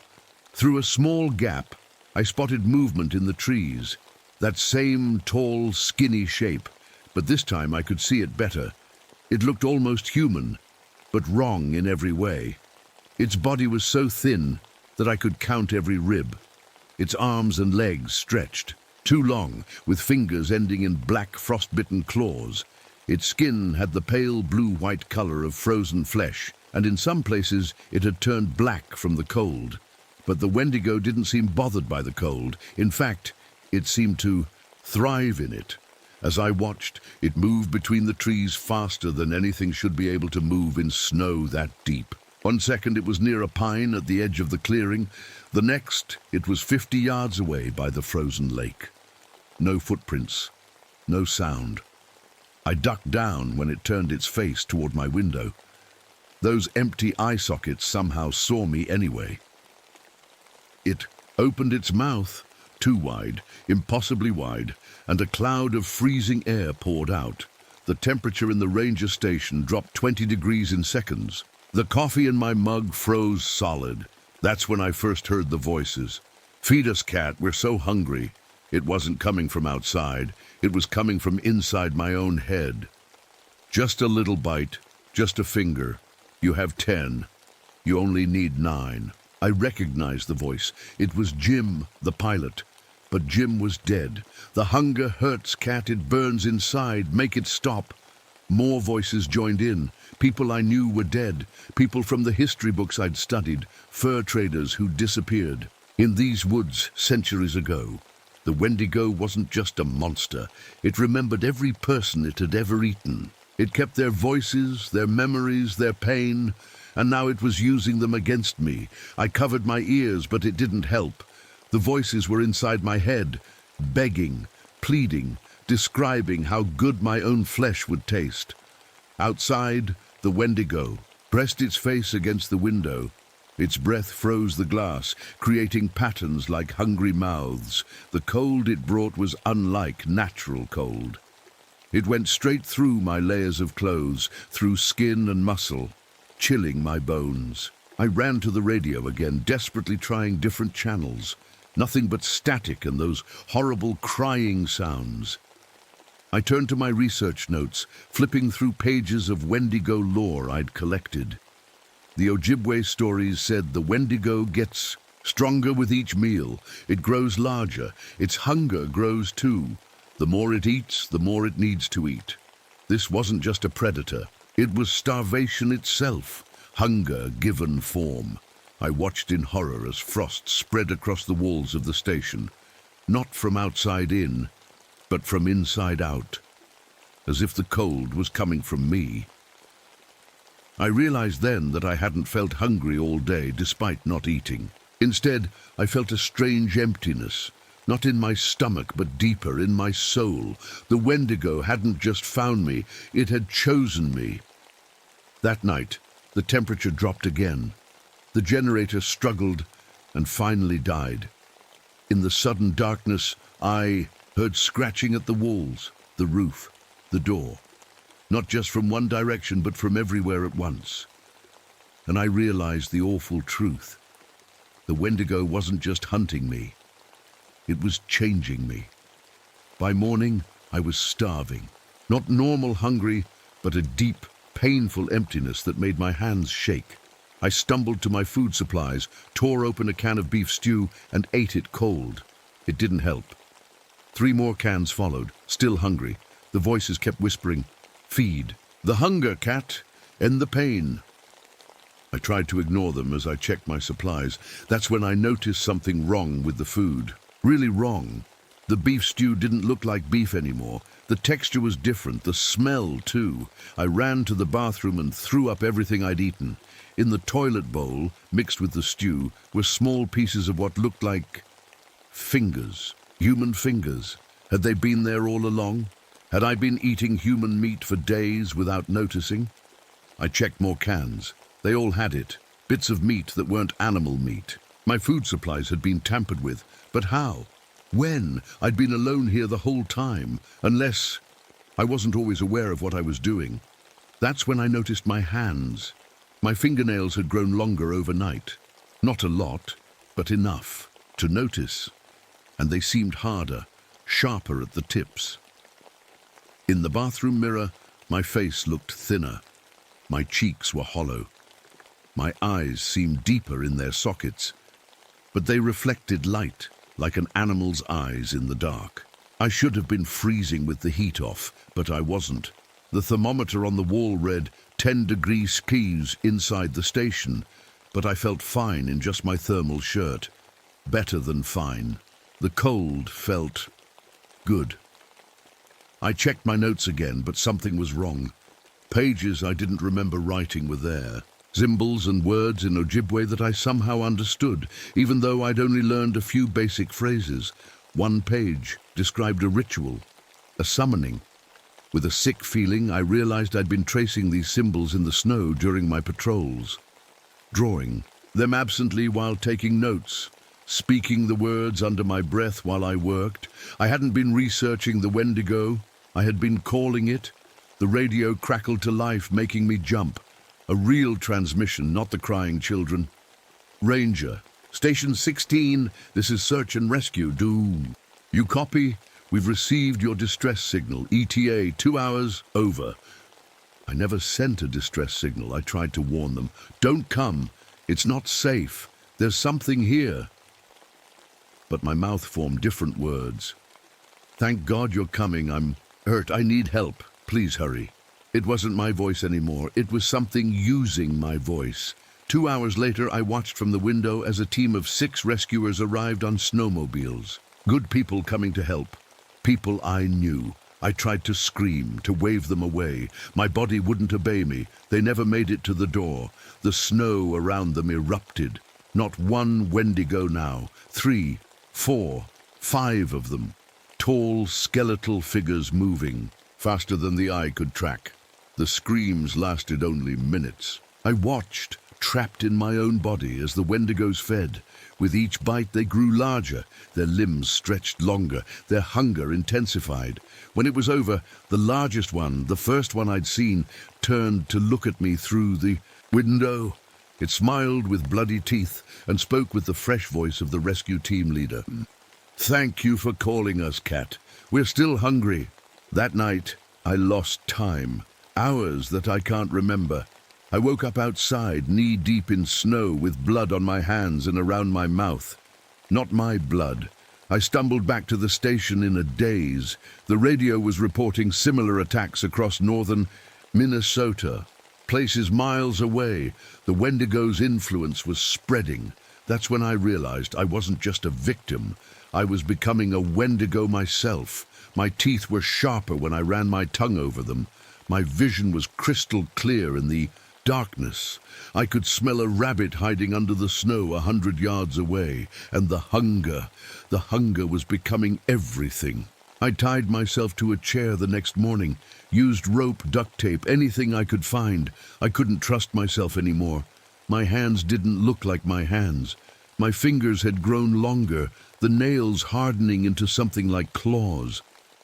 When I caught my reflection in a window, I saw a stranger looking back. The worst part was the hunger. It wasn't in my stomach anymore. It was everywhere, in every cell. I found myself staring at my own arm, wondering how it would taste.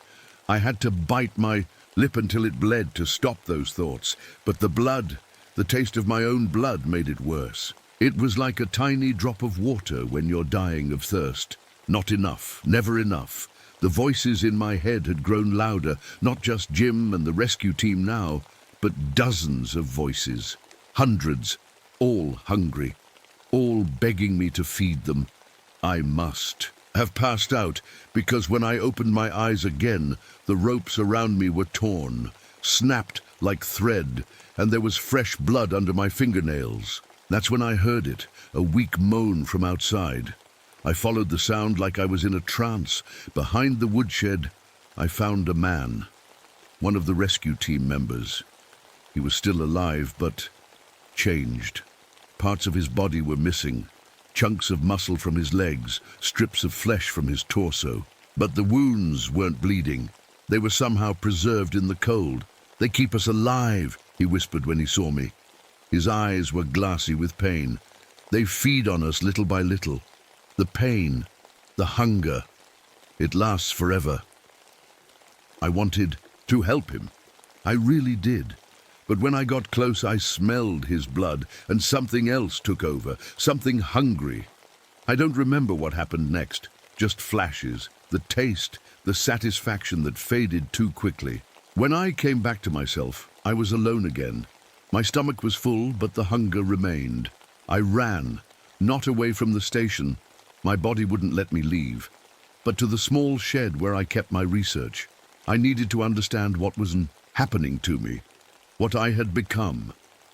That's when I found Elder Kingbird waiting for me. Mary Kingbird sat calmly in my research shed, surrounded by my notes and books. She looked at me with sad eyes that saw everything, what I was, what I had. "Done!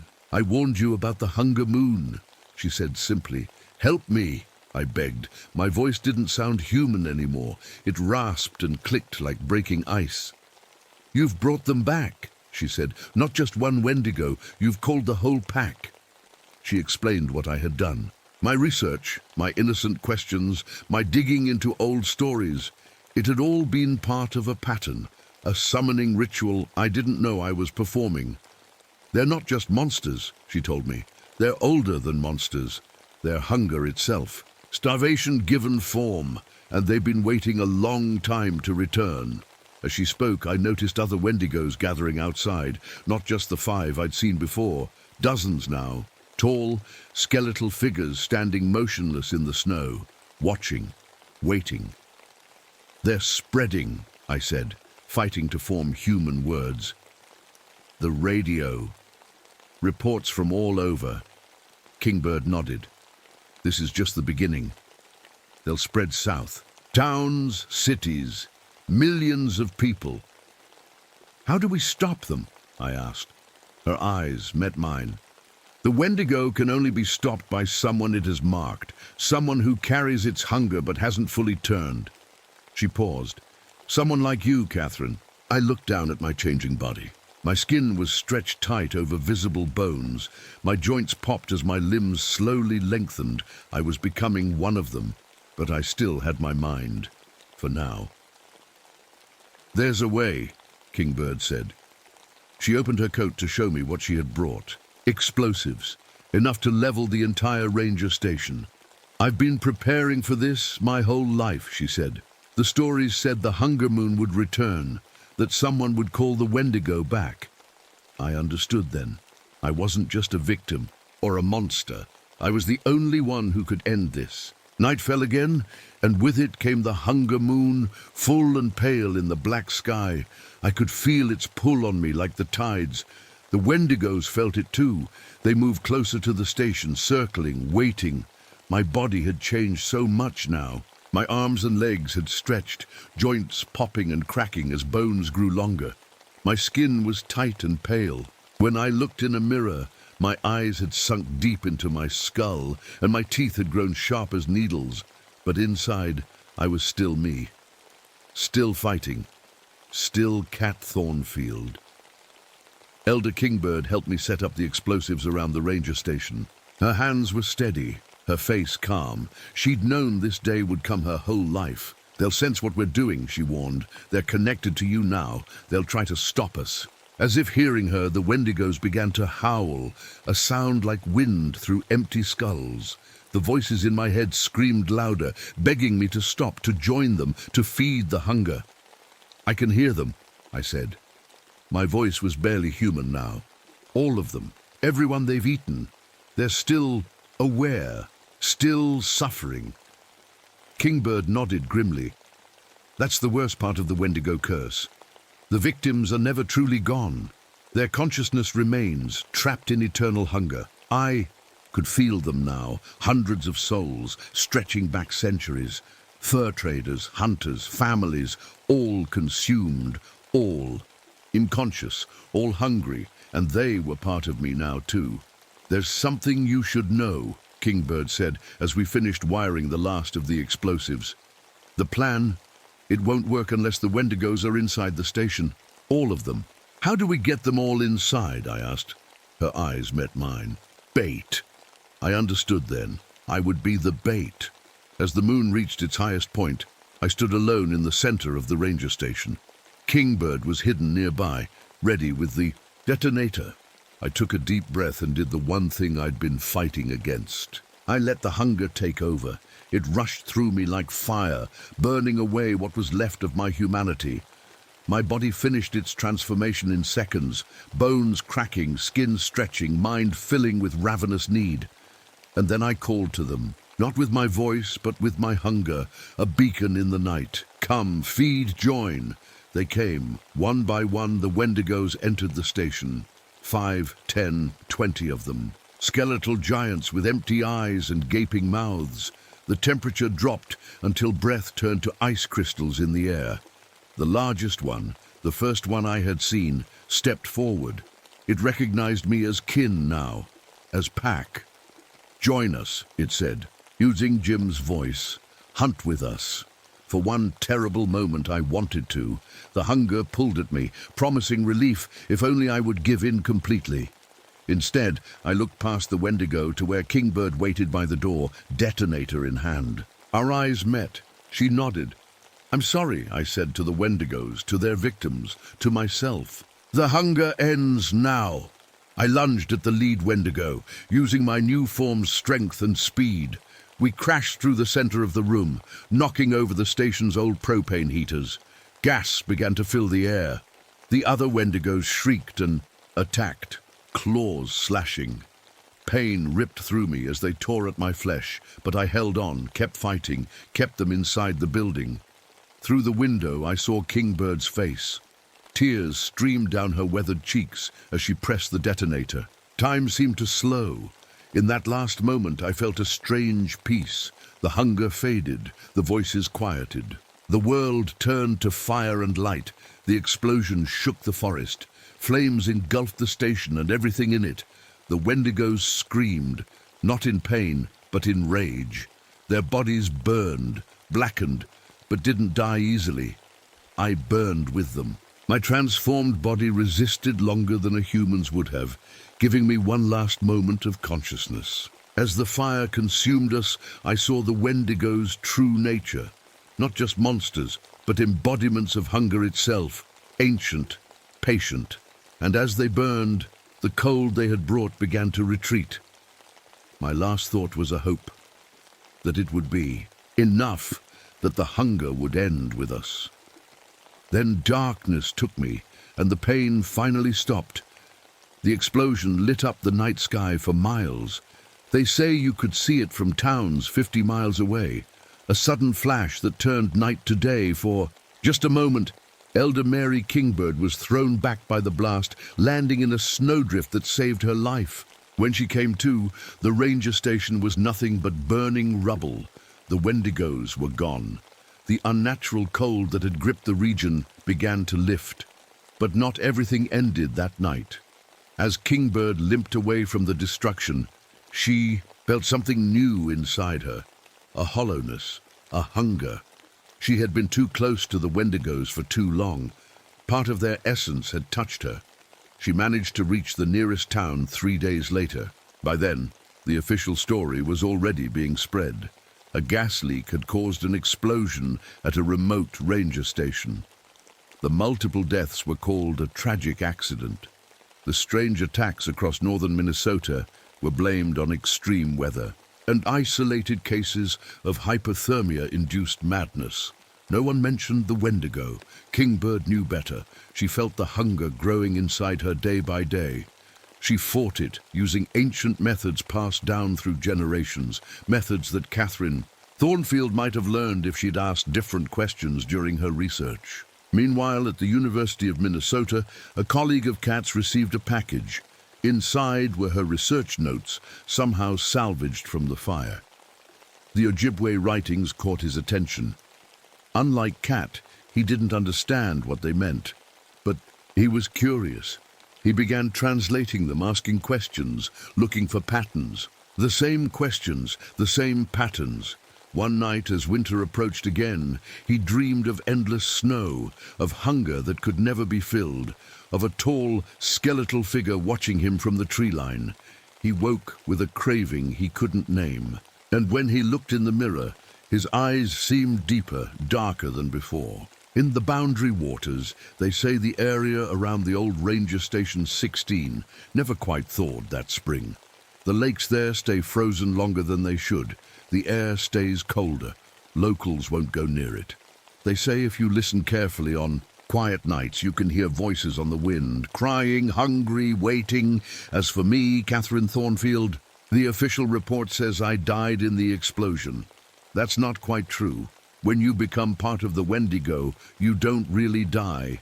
You join the chorus of voices, the Hunger Collective. I'm still here, still aware. Sometimes I can almost feel myself taking shape again, gathering cold around me like a blanket. The hunger moon will come again. It always does. And when it does, I'll be watching from the tree line, waiting for someone curious to wander too close. Someone hungry for knowledge. Someone like you.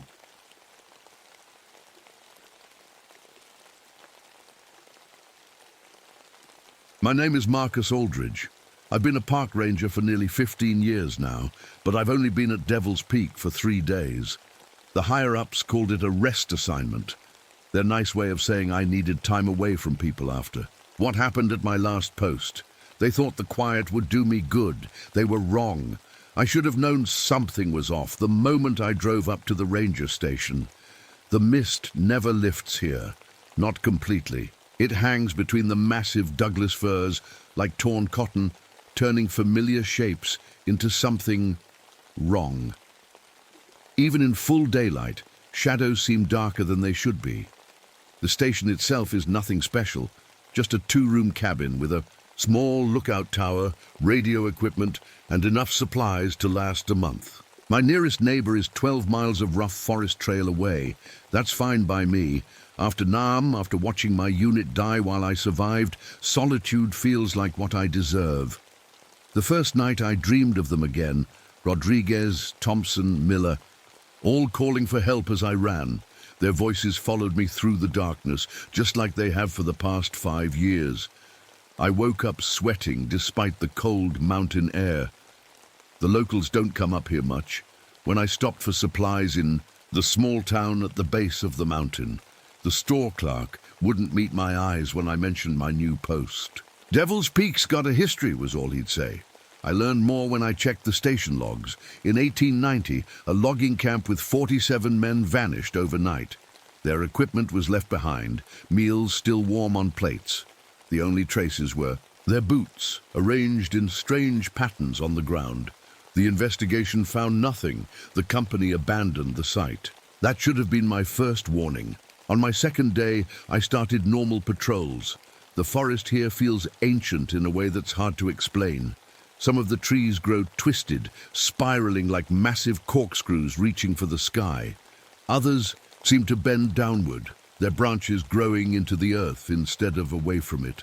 I told myself it was just natural variation, that all forests have their oddities.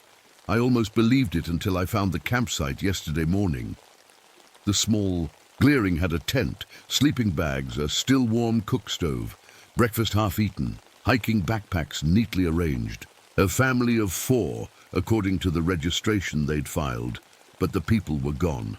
All that remained were their shoes, 8 pairs arranged in a perfect octagon around the smoldering fire.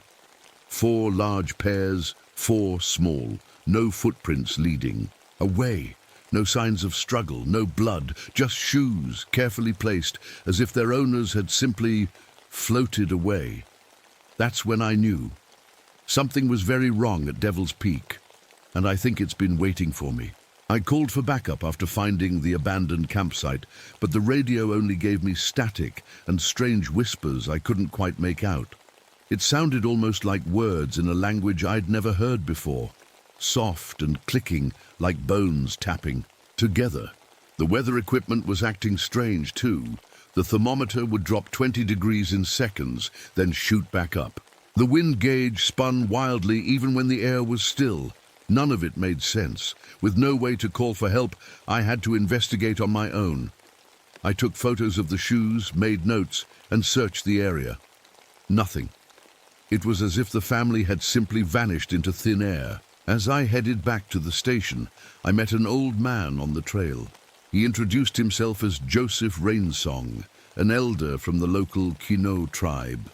"You shouldn't be here, Ranger," he said, leaning on a walking stick made from dark, polished wood.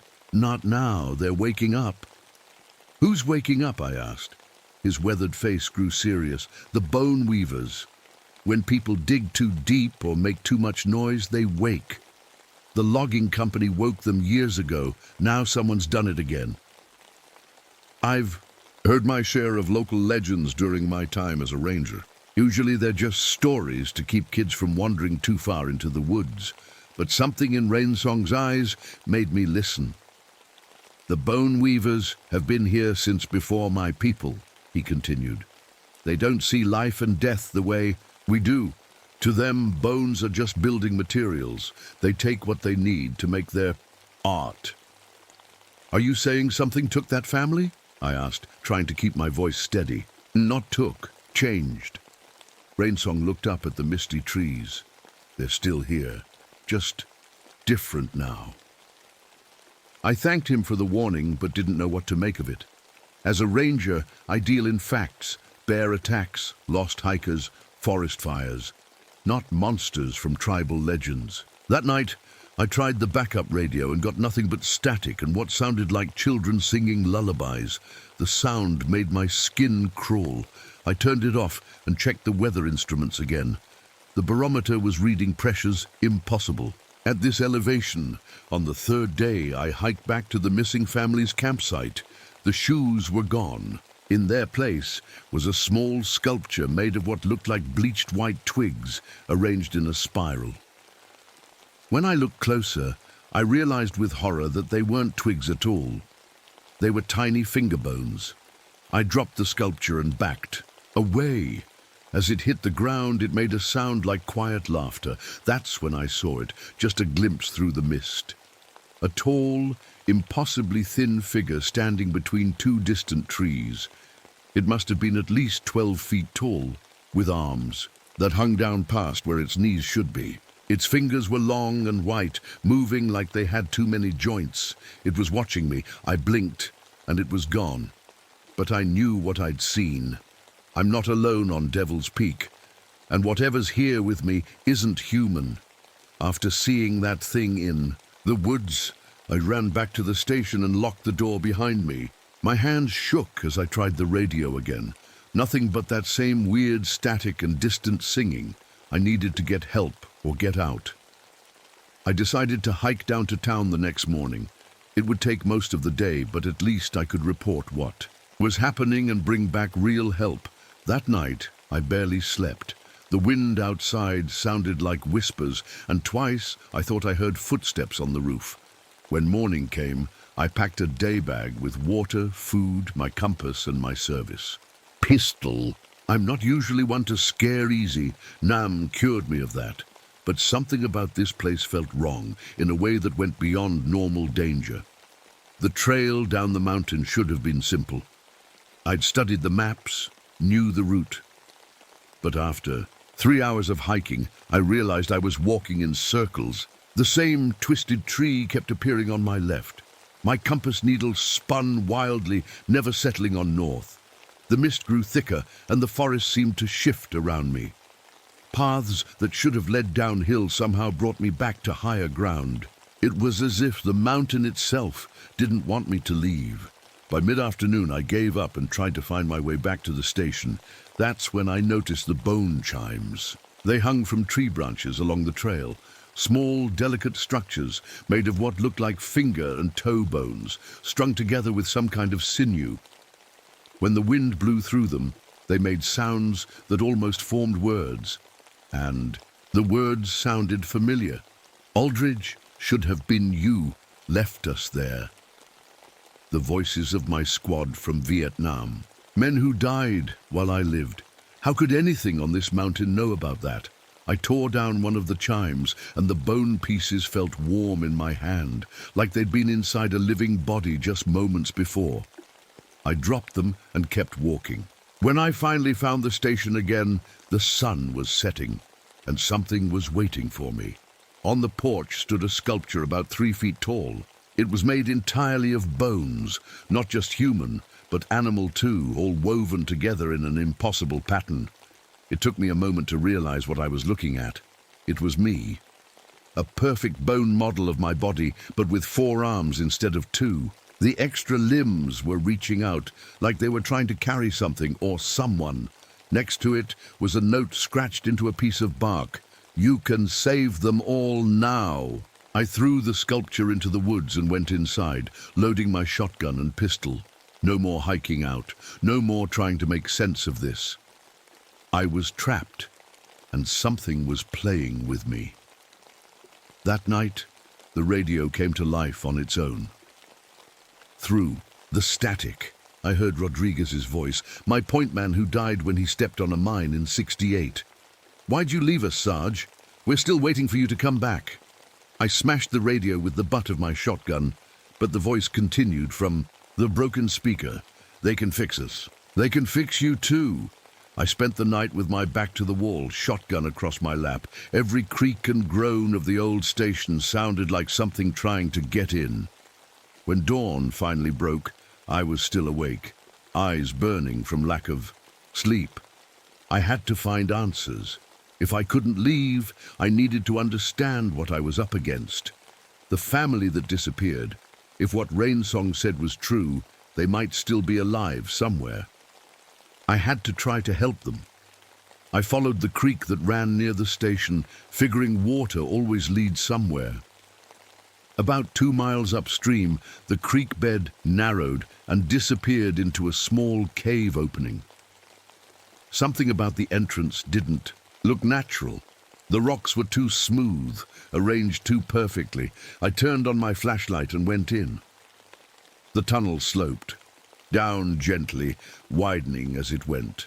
The walls were strange, smooth in some places, rough in others, with odd grooves that looked almost like carvings. It smelled damp and musty, with another scent underneath that reminded me of hospitals. The tunnel opened into a larger cave, and that's when I saw them. At first I thought they were statues, 4 figures arranged in a circle, too large, too small, a family. Their skin was pale, almost white, and they stood completely still.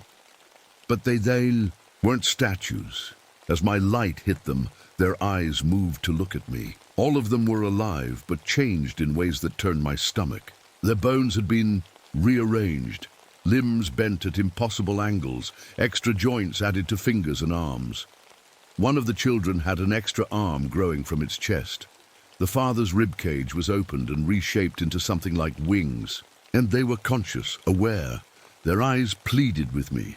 The mother's jaw moved, her voice coming out strange and broken through a mouth that had been reshaped. "Please, kill us."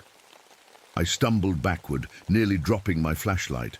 As I moved, I saw that the family wasn't alone. The cave continued deeper, and in the shadows stood dozens, maybe hundreds of figures. Some looked fresh, others ancient.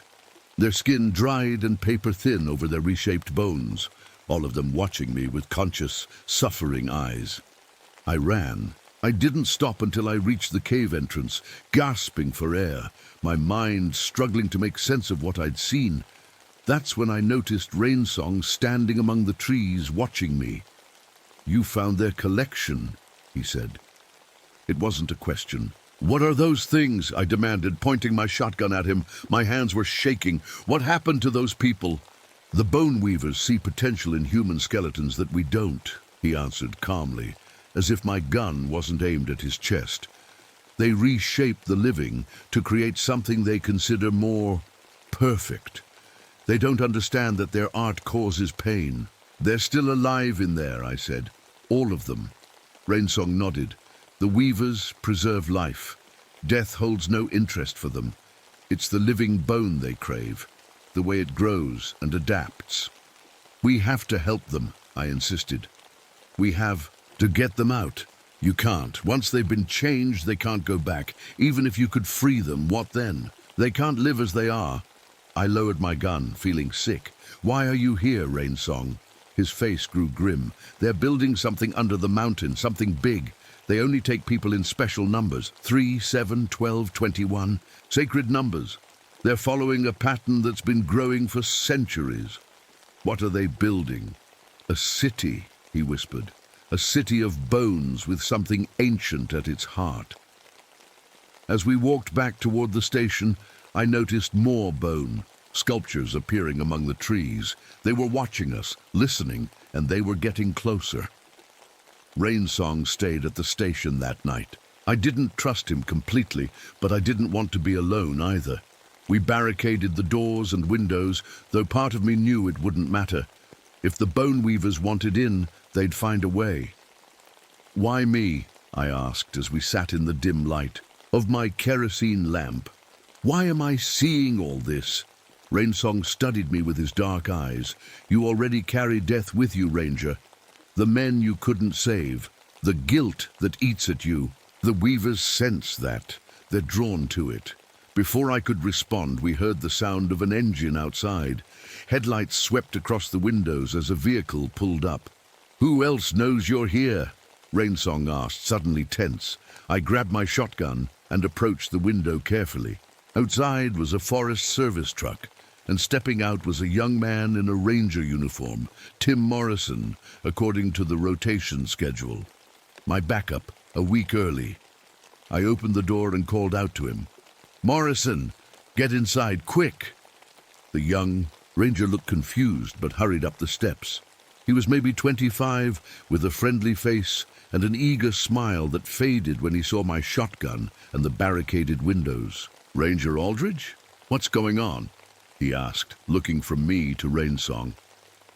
"You shouldn't have come," I told him, securing the door again. "It's not safe here." I gave him the short version, the missing family, the strange phenomena, the things in the cave. I left out the worst details. No need to terrify the kid completely. He looked skeptical, which was fair. I would have been too a week ago. "So why not leave?" he asked. "We can take my truck and be down the mountain by morning." It won't let us, Rainsong said quietly. The forest changes when they're active. Paths loop back on themselves. You'll see. Morrison didn't believe it, but agreed to stay the night and try in the morning. I gave him my cot, while Rainsong and I took turns keeping watch.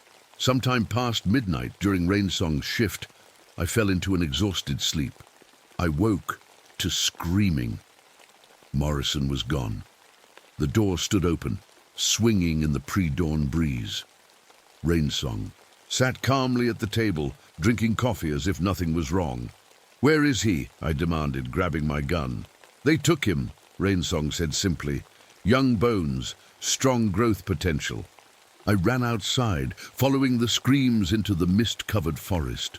The sound led me back toward the cave, but stopped before I got there. In the sudden silence, I heard something else, a wet, cracking sound, like green wood being bent until it splits. Then I saw Morrison. He was standing in a small clearing, but he wasn't the same. He was taller, much taller, nearly 8 feet. His spine had been extended, new vertebrae added between the originals. His arms hung too low, fingers elongated with extra joints. His face was mostly the same, but his jaw had been reshaped, widened, and he was conscious, aware. His eyes found mine, filled with terror and pain. "Aldridge," he said, his voice distorted by his new mouth. "Help me. It hurts." I raised my shotgun, thinking I could at least end his suffering, but a hand grabbed the barrel. Rainsong. "It won't work," he said. "Bullets only damage the outer shell. They regenerate." Morrison took a stumbling step toward me on his newly lengthened legs. "They showed me underneath the city. It's alive, Aldridge. All of it's alive." Rainsong nodded. "The Bone City, they've been building it for centuries."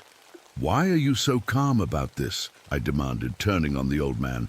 "Why aren't you afraid?" A slow smile spread across Rainsong's face. "Because I've seen it before, Ranger, many times." That's when I understood. "You're with them. You led me here. You let them take Morrison." "My grandfather was taken by the Weavers," Rainsong said, his voice suddenly different, harder, older somehow. "He escaped, or so the story goes, but no one truly escapes. He became their eyes in the world, as did his son, as did I." "You're their bait," I whispered. "You bring them what they need." "I bring them what they want," he corrected. "They wanted you, Aldridge. A man haunted by the dead he couldn't save, but you're too damaged for perfect reconstruction. So they took the boy instead." Morrison moaned, his new body trembling. "There are thousands down there, Aldridge. All still alive, all still feeling, and at the center they're building something bigger." "What?" I asked, unable to look away from what they'd done to him. "A god," Rainsong answered. "Their god, made from carefully chosen pieces, gathered over centuries. It's nearly complete." I lunged at him, but Morrison moved with unexpected speed, grabbing me with his elongated arms. His strength was incredible. "I'm sorry," Morrison whispered as he held me. "They're in my head now. I can hear them thinking." Rainsong approached, holding what looked like a small bone flute. "It's time to show you what you came here for, Ranger. The Weavers have waited a long time for someone like you." As he raised the flute to his lips, the forest around us began to change. The trees twisted, their bark splitting to reveal pale, bone-like structures underneath. The ground softened, becoming porous like living tissue. Morrison carried me, following Rainsong toward the cave entrance, which had grown wider, more elaborate, now framed by massive curved bones that looked impossibly old. We were descending into the heart of Devil's Peak, into the Bone City itself, and I knew with cold certainty that I wasn't meant to return. The cave wasn't a cave anymore. It had transformed into something like a throat, swallowing us deeper. Into the mountain. The walls pulsed with a faint light, and what I had thought were carvings were actually veins running through bone-white stone. Morrison carried me despite my struggles. His new body was too strong, his grip unbreakable. Rainsong walked ahead, playing soft notes on his bone flute that echoed strangely in the tunnel. "Why are you doing this?" I asked him. "Balance," Rainsong answered without turning. "My people made a deal centuries ago. We provide offerings. They stay contained to the mountain. Without the pact, they would spread." The tunnel opened into a vast underground space that stole my breath. It wasn't just a cave, it was a city. Massive structures rose from the floor, all made of gleaming white bone. Buildings, towers, bridges, all connected in an impossible architecture that hurt my eyes to look at. And it was all alive. The bones shifted slightly, adjusting, growing. Between the structures moved the bone weavers themselves. Tall, thin figures with limbs like jointed needles and blank white faces with empty eye sockets. They worked constantly, weaving new pieces into their creation. But worst of all were the people, thousands of them, their bodies reshaped and woven into the very structures of the city. Some formed archways, their twisted spines creating perfect curves. Others hung from ceilings like living chandeliers, their elongated ribs glowing with that same pale light. All of them conscious, all of them suffering. "This is what you've been feeding?" I said, horror making my voice shake.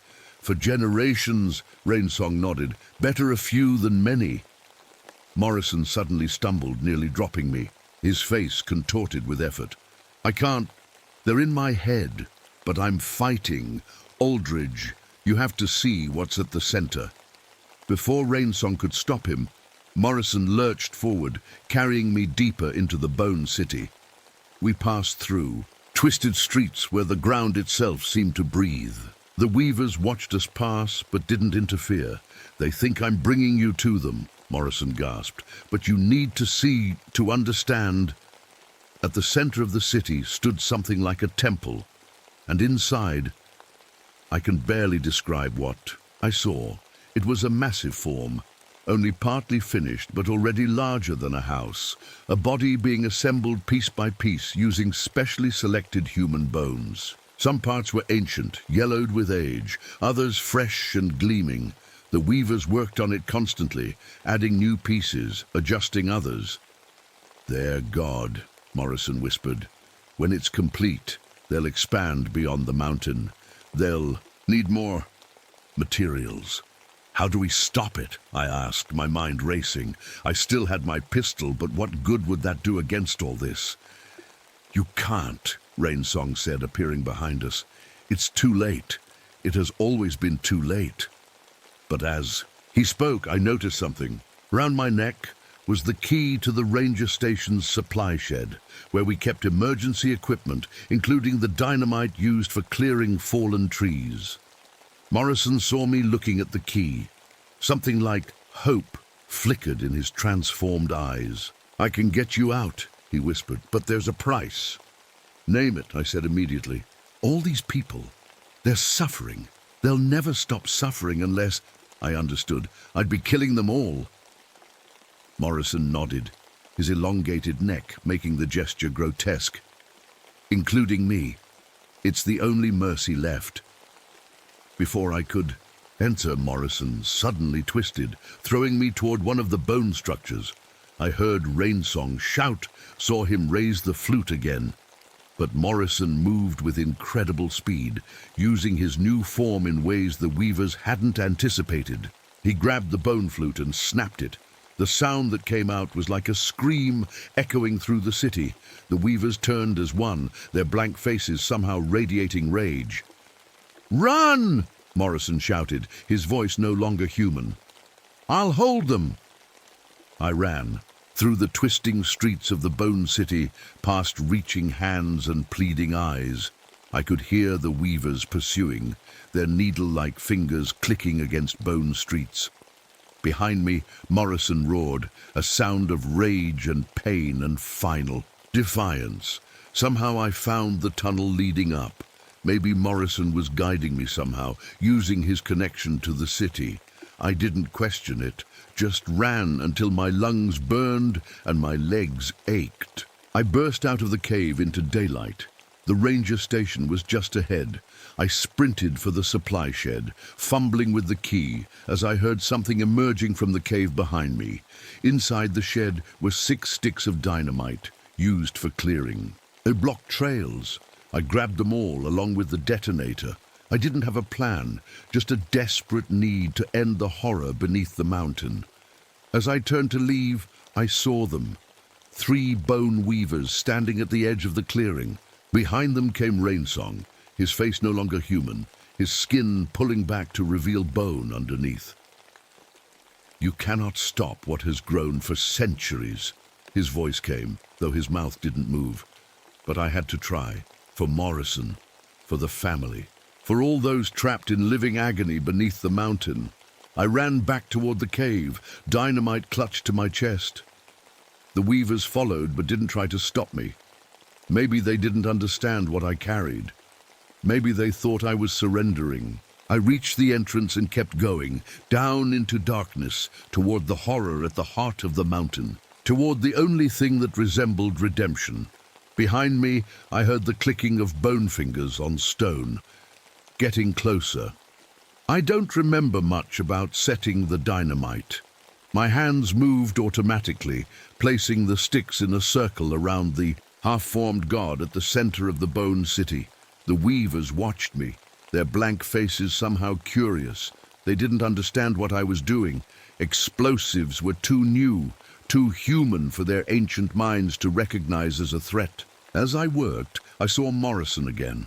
They had captured him, were already beginning to reshape him further. His eyes met mine across the bone chamber. He nodded slightly. "Do it," he mouthed. The detonator was simple, just a plunger, and enough. Wire to get me partway up the tunnel. Not far enough, probably, but that didn't matter anymore. I thought about my squad in Vietnam, about how I'd survived when they didn't, about the guilt I'd carried for 5 years. "I'm sorry," I whispered, though I wasn't sure if I was talking to my dead friends or to the living people trapped in the Bone City. I pressed the plunger. The explosion was bigger than I expected. The tunnel collapsed around me as I ran, rocks and bone fragments raining down. Something sharp hit my head, and everything went black. I woke up in a hospital bed 3 days later. They told me hikers had found me half buried at the base of Devil's Peak, which had partially collapsed in what officials were calling a natural sinkhole event.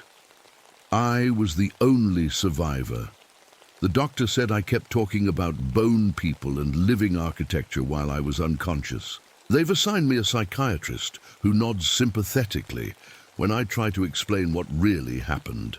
He writes things like combat-related psychosis and PTSD manifestations in his notebook. Nobody believes me, not the Forest Service investigators, not the search and rescue teams who found no trace of Ranger Morrison or Elder Rainsong, not even the families of the missing hikers. Sometimes I wonder if I imagined it all, if the guilt and loneliness finally broke something in my mind. But then I look at my hands. Ever since I woke up, they've been covered in a fine white dust. No matter how many times I wash them, it comes back within hours. The doctors say it's just dry skin, prescribe lotions that don't help. I know better, it's bone dust, and it won't wash off. Last night, a new nurse came to check my vitals. As she leaned over me, she whispered, "They're still there, you know. You only collapse the upper chamber. The city goes deeper." When I looked at her in shock, her eyes changed, just for a second. Empty sockets in a blank face. She smiled. "We're very patient, Ranger Aldridge, and now you're carrying a piece of us." This morning, I noticed small bumps under the skin of my forearm, arranged in a perfect geometric pattern. When I press them, they feel hard, like new bone forming. The hospital staff don't see what's happening to me, but the patients do. Last night, an old man across the hall asked me why I was growing extra fingers. A little girl on the pediatric floor asked if she could have pretty bones like mine someday. I've been moved to isolation now. They think I'm contagious, spreading some kind of delusion, They don't understand that what's spreading is much worse. In the bathroom mirror, I can see changes starting in my face. Subtle shifts in the bone structure, my jaw widening slightly, my cheekbones becoming more pronounced. I try to tell them, but no one listens. By the time they notice, it will be too late. Because the bone weavers weren't just collecting bodies for their city. They were looking for the perfect vessel to carry their essence into the world if they were ever threatened. And they found me, a man already haunted by death, already familiar with survivor's guilt, the perfect seed for a new bone city. I can feel them inside me now, their ancient knowledge seeping into my mind, teaching me how to see the beautiful potential in living bones, how to reshape instead of destroy, how to create perfection from flawed human forms. Soon, they tell me, I'll be ready to start my own collection, and I'm afraid they're right.